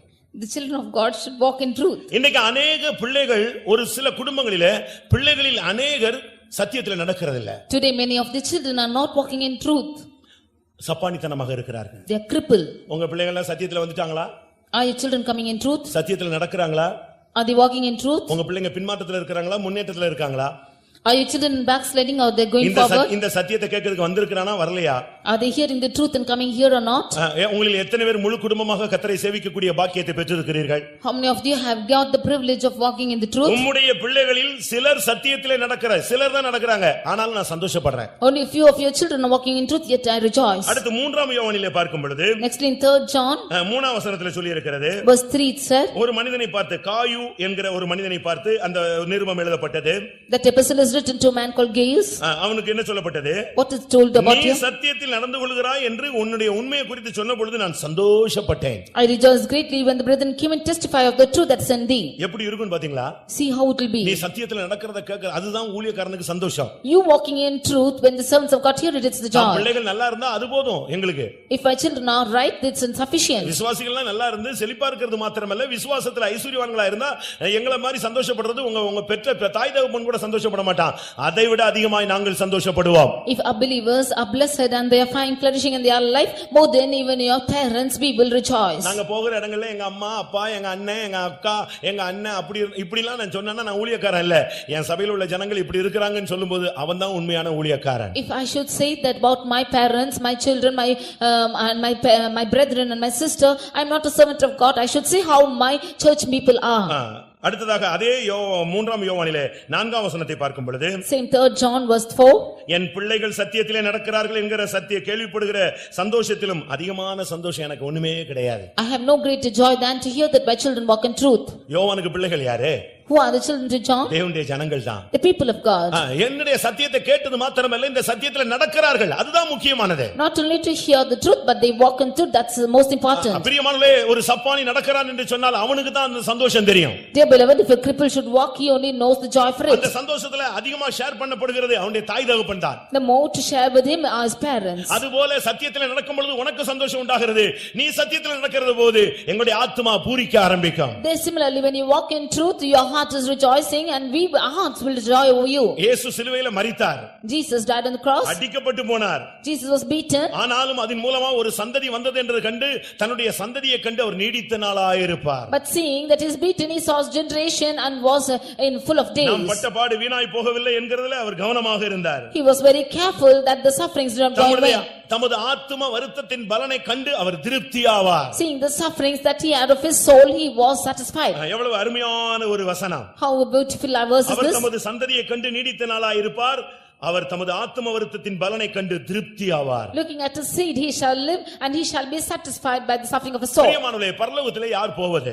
Dear beloved, who shall go to heaven? ஏசாயா 26:2 படி Isaiah chapter 26 verse 2. சத்தியத்தை கைக்கொண்டு வருகிற நீதியுள்ள ஜாதி உள்ளே பிரவேசிப்பதற்கு வாசல்கள் திறக்கப்படும். Open ye the gates, for the righteous nation who keeps the truth shall enter in. லோக்கல்ல இருக்கிற எந்த ஜாதிக்கும் கதவை திறக்க மாட்டாரு. No other nation on this earth will he open the way. ரொம்ப ஸ்ட்ராங்கா நீங்க ஜாதியை இறுக்கி பிடிச்சுக்கலாம். அந்த ஜாதிக்கு அங்க இடமே கிடையாது. You can cling on to your culture and your creed like this, and there's no way to it. சத்தியத்தை நீ என்னைக்கு இந்த மார்க்கத்துல பைபிளை தூக்குனியோ உனக்கு ஒரே ஒரு ஜாதி தான், பரிசுத்த ஜாதி. And from the day that you take the word of God, you have only one religion, that is holy nation. இந்த சத்தியத்தை கைக்கொண்டு வந்தேனா உனக்கு அடுத்த ஒரு பெயர் நீதியுள்ள ஜாதி. If you keep the truth, then you will be called as the righteous nation. சபைக்குள்ள வரும்போது நீ பரிசுத்த ஜாதி, சத்தியத்தை கைக்கொள்ளும்போது நீதியுள்ள ஜாதி. நீதியுள்ள ஜாதிங்கற அந்த கம்யூனிட்டி சர்டிபிகேட்டோட நீ அங்க போய் நின்னேனா உள்ள கதவை திறப்பாரு. When you come into the truth, you become a holy generation, and when you hold on to the righteousness, you become a righteous nation, and the gates will be open for you. இந்த வேற community certificate அங்க போகாது. No other community certificate will enter in. இத நீ வீட்ல வச்சிட்டு அழகா ஃப்ரேம்லாம் பண்ணி லேமினேஷன்லாம் சிலர் பண்ணி வச்சிருக்காங்க. Some of them have framed and laminated their certificates. Community சர்டிபிகேட்ல லேமினேட் பண்ணி வச்சிருக்கான். They laminating the community certificates. இது உனக்கு உதவாது. சத்தியத்தை கைக்கொண்டு வருகிற நீதியுள்ள ஜாதி உள்ளே பிரவேசிப்பதற்கு வாசல்களை திறவுங்கள் என்று கர்த்தர் சொல்லுவார். The Lord will say, open the gates to the righteous nation which keep the truth may enter in. அது என்ன சத்தியத்தில் நடப்பது? What is it walking in truth? சத்தியத்தில் நடப்பதனுடைய விளக்கம் என்னன்னா ஒளியில் நடப்பது. What is the explanation of walking in truth? It's walking in light. 1 யோவான் 1:7 படி ஒளியில் நடக்கிறவன். 1 John 1:7 we see he walks in light. வாழ்க்கையில இருளின் அதிகாரத்தினுடைய தாக்குதலே இருக்க கூடாது. You should not have the attack of darkness at all. சரியான வெளிச்சத்திலே நீ நடக்க வேண்டும். You should walk in the right light. அவர் ஒளியில் இருக்கிறது போல நாமும் ஒளியிலே நடந்தால் ஒருவரோடு ஒருவர் ஐக்கியப்பட்டு இருப்போம். As he is in light, if we should walk in light, we will have fellowship one with another. சத்தியத்தின்படி நடந்தானா அப்படி அது என்னன்னே புரியாது. Some of them will not know what is the truth. பிலிப்பியர் 3:16 பார்க்கும் பொழுது Philippians chapter 3 verse 16. ஒழுங்காய் நடப்பதுதான் சத்தியத்தின்படி நடப்பது. Walking in order is walking in truth. ஆகிலும் நாம் எதுவரை தேறி இருக்கிறோமோ அது முதல் ஒரே ஒழுங்காய் நடந்து கொண்டு ஒரே சிந்தையாய் இருப்போமாக. Nevertheless, whereto we have already reached, let us walk by the same rule, let us mind the same thing.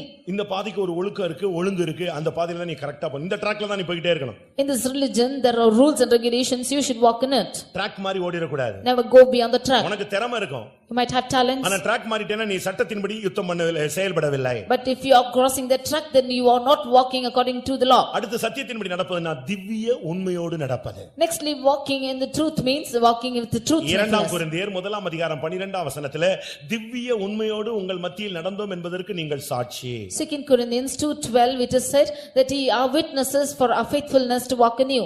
நீ எல்லாத்தையும் உண்மையோடு நடக்கணும். You should walk faithfully in everything. மனைவிக்கு உண்மையா இருக்கணும். You should be faithful to your wife. புருஷனுக்கு உண்மையா இருக்கணும். Should be faithful to your husband. பிள்ளைகளுக்கு உண்மையா Should be இருக்கணும். faithful to your children. பெற்றோருக்கு உண்மையா Should be இருக்கணும். faithful to your parents. நீ வேலை பார்க்கிற எஜமானுக்கு உண்மையா இருக்கணும். You should be faithful to the master. நீ இருக்கிற கவர்மெண்ட்டுக்கு நீ உண்மையா இருக்கணும். Should be faithful to the government you are நீ in. சபைக்கு ஒரு உண்மையுள்ள விசுவாசியா இருக்கணும். You should be faithful to the church. பரிசுத்தவான்களோடு நீ உண்மையா இருக்கணும். You should be faithful with the saints. Ephraim பொய்களினால் பரிசுத்தவான்களை வளைந்து கொள்கிறான். யூதாவோனில் பரிசுத்தவான்களோடு உண்மையா இருந்து தேவனோடு அரசாளுகிறான். Ephraim is ruling over with lies, but Judah is reigning with the saints, and he is with the saints of God. 2 கொரிந்தியர் 12:18 பார்க்கும் பொழுது 2 Corinthians 12 verse 18. அவருடைய அடிச்சுவடுகளிலே நீ நடப்பது. You should walk in his footsteps. பரிசுத்தவான்களுடைய அடிச்சுவடுகளிலே நீ நடக்க வேண்டும். You should walk in the footsteps of the apostles. எல்லாரும் ஒரே ஆவியா இருந்து ஒரே அடிச்சுவடியில் நடந்தோம். ஒரே அடிச்சுவடி யாரு? இயேசு போன அதே பாதையில நடக்கணும். We were all with one spirit walking in the same footsteps as Jesus has walked. கடைசியாக லூக்கா 1:6 படி பார்க்கும் பொழுது குற்றமற்றவர்களாய் நடக்கணும். அதான் சத்தியத்தின்படி நடத்தல். Lastly, according to Luke 1:6, we should live a life without error. அப்படி ஒரு குடும்ப தலைவன் வாழ்ந்து காண்பித்தான். A family leader led such a life. ஒரு தாய் அப்படி வாழ்ந்து காண்பித்தாள். A lady, a mother walked like this. அந்த சகரியாவும் எலிசபெத்தும் அப்படி வாழ்ந்து காட்டினார்கள். Zechariah and Elizabeth lived like that. புருஷனும் குற்றமற்றவன், மனைவியும் குற்றமற்றவள். The husband is blameless, even so the wife. சத்தியத்துல நடப்பது என்பது ரொம்ப ஒரு கவனமான ஒரு பாதையாக ஜாக்கிரதையாக நடக்க வேண்டும். Walking in the truth is very carefully walking. அது கயிறு மேல நடக்கிற ஒரு பாதை. It is a life walking on the உங்கள் rock. எத்தனை பேர் இன்றைக்கு நிமிர்ந்து நிற்க போகிறீர்கள்? How many of you are going to stand upright today? எத்தனை பேருக்குள்ள ரட்சிப்புக்கேற்ற விசுவாசம் கடந்து வந்திருக்கிறது? How many of you the faith which is of salvation is எத்தனை come? பேரை நோக்கி நீ நிமிர்ந்து நில் என்கிற வார்த்தை பரத்திலிருந்து வந்து கொண்டிருக்கிறது? And to how many of them is the word from heaven coming to stand உன்னை upright? நான் எழுந்து காலுண்டி நிற்க வைப்பேன் நடக்க வைப்பேன் என்று எத்தனை பேரோடு கர்த்தர் இடைப்பட்டு கொண்டிருக்கிறார்? And to how many of them the Lord is promising that he will make you to stand or walk upright? ஆம், உன்னுடைய கால்கள் நிமிரட்டும். Yes, let your feet be straightened. உன்னுடைய முழங்கால் நிமிரட்டும். Let your knees be உன் straightened. முதுகெலும்பு நிமிரட்டும். Let your backbone be உன் straightened. தலை நிமிரட்டும். Let your head be தலை straightened. நிமிர்ந்து கர்த்தருக்காக நீ நில். You lift your heads and walk, stand for நீ God. ஒரே ஆளா இருந்தாலும் போதும். ஒரு ஆள் கர்த்தருக்காக தலை நிமிர்ந்து நில்லு. கர்த்தர் ஒரு பெருங்கூட்டத்தை தலை நிமிர்ந்து நடக்கிற கூட்டத்தை கொடுப்பார். You be one person who is lifting up your head and standing for God. The Lord will give a great crowd of people behind you. தள்ளாடுகிற முழங்கால்களை நிமிர்த்துகிறவர் என்று தேவன் சொல்லுகிறார். You hear that he is strengthening the feeble knees. உன்னுடைய குடும்பம் விழுந்து போய் விட்டதா? Is your family fallen down? Amos 9:12 சொல்லி இருக்கிறது, நான் விழுந்து போன தாவீதின் கூடாரத்தை எழுத்து அதே நிலவரத்திலே மறுபடியும் ஸ்தாபிப்பேன். In Amos 9:12 it is said, I will lift up the tabernacle of David which has fallen down. I will establish in the same place. விழுந்து போன உன் குடும்பம் மறுபடியும் எடுத்து நிறுத்தப்படும். Your family which has fallen down will be made upright. விழுந்து போன உன் பிள்ளைகள் மறுபடியும் இந்த சத்தியத்திலே எடுத்து நிறுத்தி அந்த சத்தியத்திலே நடப்பார்கள். Your children who have fallen down will be made to stand in this truth and they will walk in it. இன்னைக்கு தள்ளாடுகிற முழங்கால்களை கர்த்தர் நிமிர்த்த போகிறார். Today God is going to strengthen the feeble knees. அவருடைய இரக்கம் உன்னை தலை நிமிர்ந்து நடக்க வைக்கும். And his mercy will make you to lift up your அவருடைய head and walk. தயவு உன்னை தலை நிமிர்ந்து நடக்க வைக்கும். And his mercy will make you to stand upright and walk. அவருடைய விசுவாசம் உன்னை தலை நிமிர்ந்து நடக்க வைக்கும். His faith will make you to lift your head and அவருடைய walk. அபிஷேகம் உன்னை நிமிர்ந்து நிக்க வைக்கும், நிமிர்ந்து நடக்க வைக்கும். His anointing will make you to stand upright and walk அவருடைய upright. வல்லமை உன்னை நிமிர்ந்து நடக்க வைக்கும். And his knees will make you to stand அவருடைய upright. வார்த்தை உன்னை நிமிர்ந்து நடக்க வைக்கும். His words will make you to stand அவருடைய upright. பலன் உன்னை நிமிர்ந்து நடக்க வைக்கும். His strength will make you to walk அவருடைய upright. சத்தியம் உன்னை நிமிர்ந்து நடக்க His வைக்கும். truth will make you to walk upright. எத்தனை பேர் அப்படி How விசுவாசிக்கிறீர்கள்? many of you believe this? கர்த்தாவே, இனிமேல் நான் தலை கவிழ கூடாது. Lord, hereafter I should never put my head down. எனக்கு இத படிச்ச உடனே தானியேல் தலை கவிழ்ந்துட்டானே. And when I heard this, Daniel also bowed ஆனா down. கர்த்தர் அவனை திடப்படுத்தி தலை நிமிர வைத்து விட்டார். But the Lord strengthened him and made him to stand நல்ல upright. ஸ்பிரிச்சுவல் இருக்கும் கூட சில நேரத்துல பலவீனப்பட்டு சில சூழ்நிலைகள்ல சரீர பலவீனம் தலைகளை வைத்துரும். இல்லாவிட்டால் வெளியே பிரங்கமான பல போராட்டங்கள் தலைகளை வைத்து விடும். Some spiritual people also because of their weakness, their physical status and these circumstances will put them down. எத்தனை பேர் இன்றைக்கு தலை நிமிர வேண்டும்? அந்த தலை கவிழ்ந்த அதே தானியேல் தலை நிமிர்ந்து நின்றான். How many of you want to lift your heads? And Daniel who bowed his head was lifted up. பிரியமான புருஷனே என்று கர்த்தர் அவனோடு மறுபடி பேச ஆரம்பித்தார். God called to him saying, beloved man of God. எத்தனை பேருக்கு தலை நிமிரணும்னு ஆசை? How many of you want to lift your heads? அப்படி வாஞ்சிக்கிற எல்லாரும் கண்களை மூடுங்க. All those who desire, close your eyes. இது கடைசி கூட்டம். This is the last meeting. ஒரு அற்புதமான பதில் கிடைக்காமல் நீங்க திரும்பி போக கூடாது. Until you get a marvelous reply, you should not go back. அன்றைக்கு அந்த பவுல் பிரசங்கம் பண்ணிட்டு அவன் அப்படியே போயிருந்தா இந்த சப்பானி நான் கூட்டத்துக்கு போய் எனக்கு பிரயோஜனம் இல்லைன்னு சொல்லிட்டு போயிருப்பான். That day when Paul had preached and gone like that, he will say that there is no use going to the meeting. ஆனா அப்படி போகல. But he did not go. கர்த்தர் அவனை விடவில்லை. God did not leave him. இந்த கூட்டத்துல வந்துட்டு நீ வெறுமையாய் போவது தேவனுடைய சித்தம் அல்ல. It's not the will of God for you to come to the meeting, go back தலை empty. கவிழ்ந்த உன்னுடைய வாழ்வை தலை நிமிர வைக்க தேவன் வாஞ்சிக்கிறார். There, your life which was confounded, that Lord want to lift your head today. ஆம் அப்படி நானும் தலை நிமிர்ந்து நடக்க விரும்புகிறேன். Yes, I too want to lift my head and walk. என் முதுகெலும்பை தேவன் நிமிர்த்தட்டும். Let the Lord straighten my backbone. இந்த சத்தியத்தின்படி நடக்க என் கால்களை பலப்படுத்தட்டும். Let the Lord strengthen my feet that I might walk in truth. என்ன நடந்துச்சு தெரியுமா? What happened was, அந்த கால்களுக்குள்ள இருக்கிற கரடு முரடு இந்த மடக்கை வைத்திருந்த தன்மை எல்லாம் ஓடி போயிடுச்சு. that which was lame in the feet was all gone away. அந்த அப்போஸ்தலர் 3ஆம் அதிகாரத்துல அந்த சப்பானியை அவங்க தூக்கி விட்ட உடனே அவனுடைய கரடு முரடுகள் எல்லாம் பலன் கொண்டது. In Acts chapter 3 when the lame man was lifted up, his feet and ankle bones received strength. அந்த வல்லமை தான் இப்ப டைம் கொடுக்க போறோம். It is that power we are going to make use கர்த்தாவே now. நான் தலை நிமிர்ந்து வாழ வேண்டும் என்று சொல்றவங்க நெடு முழங்கால் போடுங்க. All those who say, Lord, I want to lift my head and walk, you kneel down. அப்படி முழங்கால நின்னுட்டு கூட நீங்க தலையை கீழ போட கூடாது. Kneeling, you should not put your head down. நீங்கள் நிமிர்ந்து பார்த்து உங்கள் தலைகளை உயர்த்துங்கள், உங்கள் மீட்பு சமீபமாய் இருக்கிறது. இப்போ இனிமேல் இயேசு வரக்கூடிய நேரம் சமீபித்து விட்டது. You lift up your heads for the redemption as is drawing nigh, and the time that Jesus comes is drawing nigh. ஆண்டவர் வரும் நேரம் சமீபித்து விட்டது.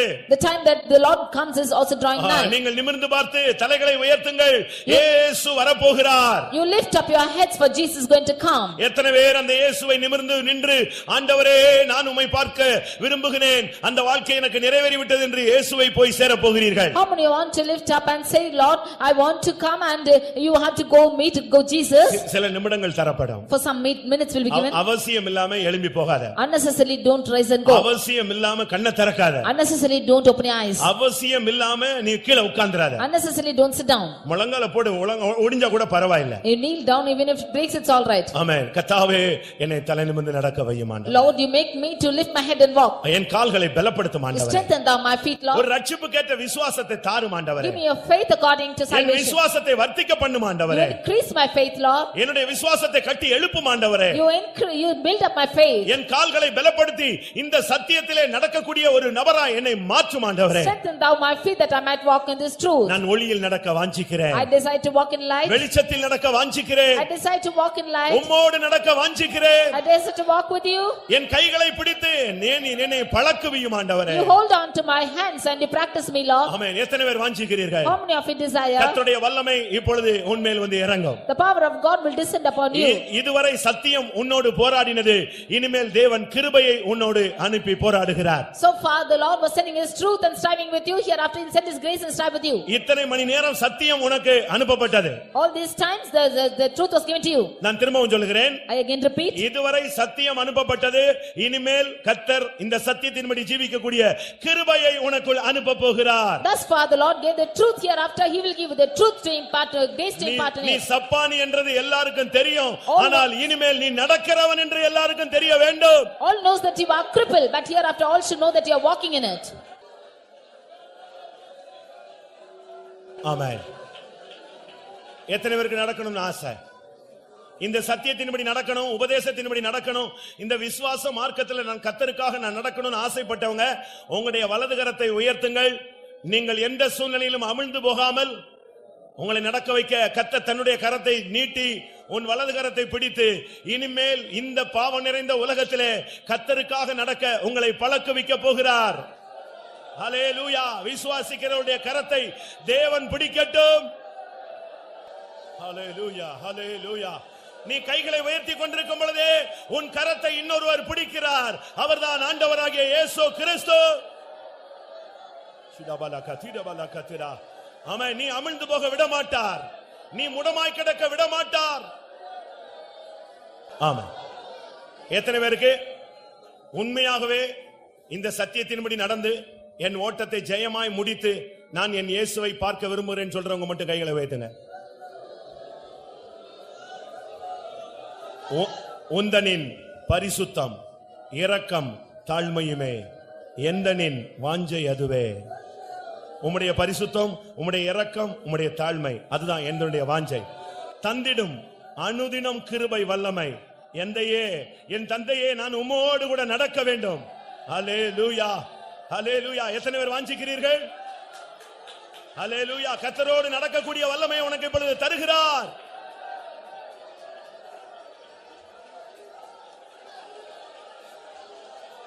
ஆமென்.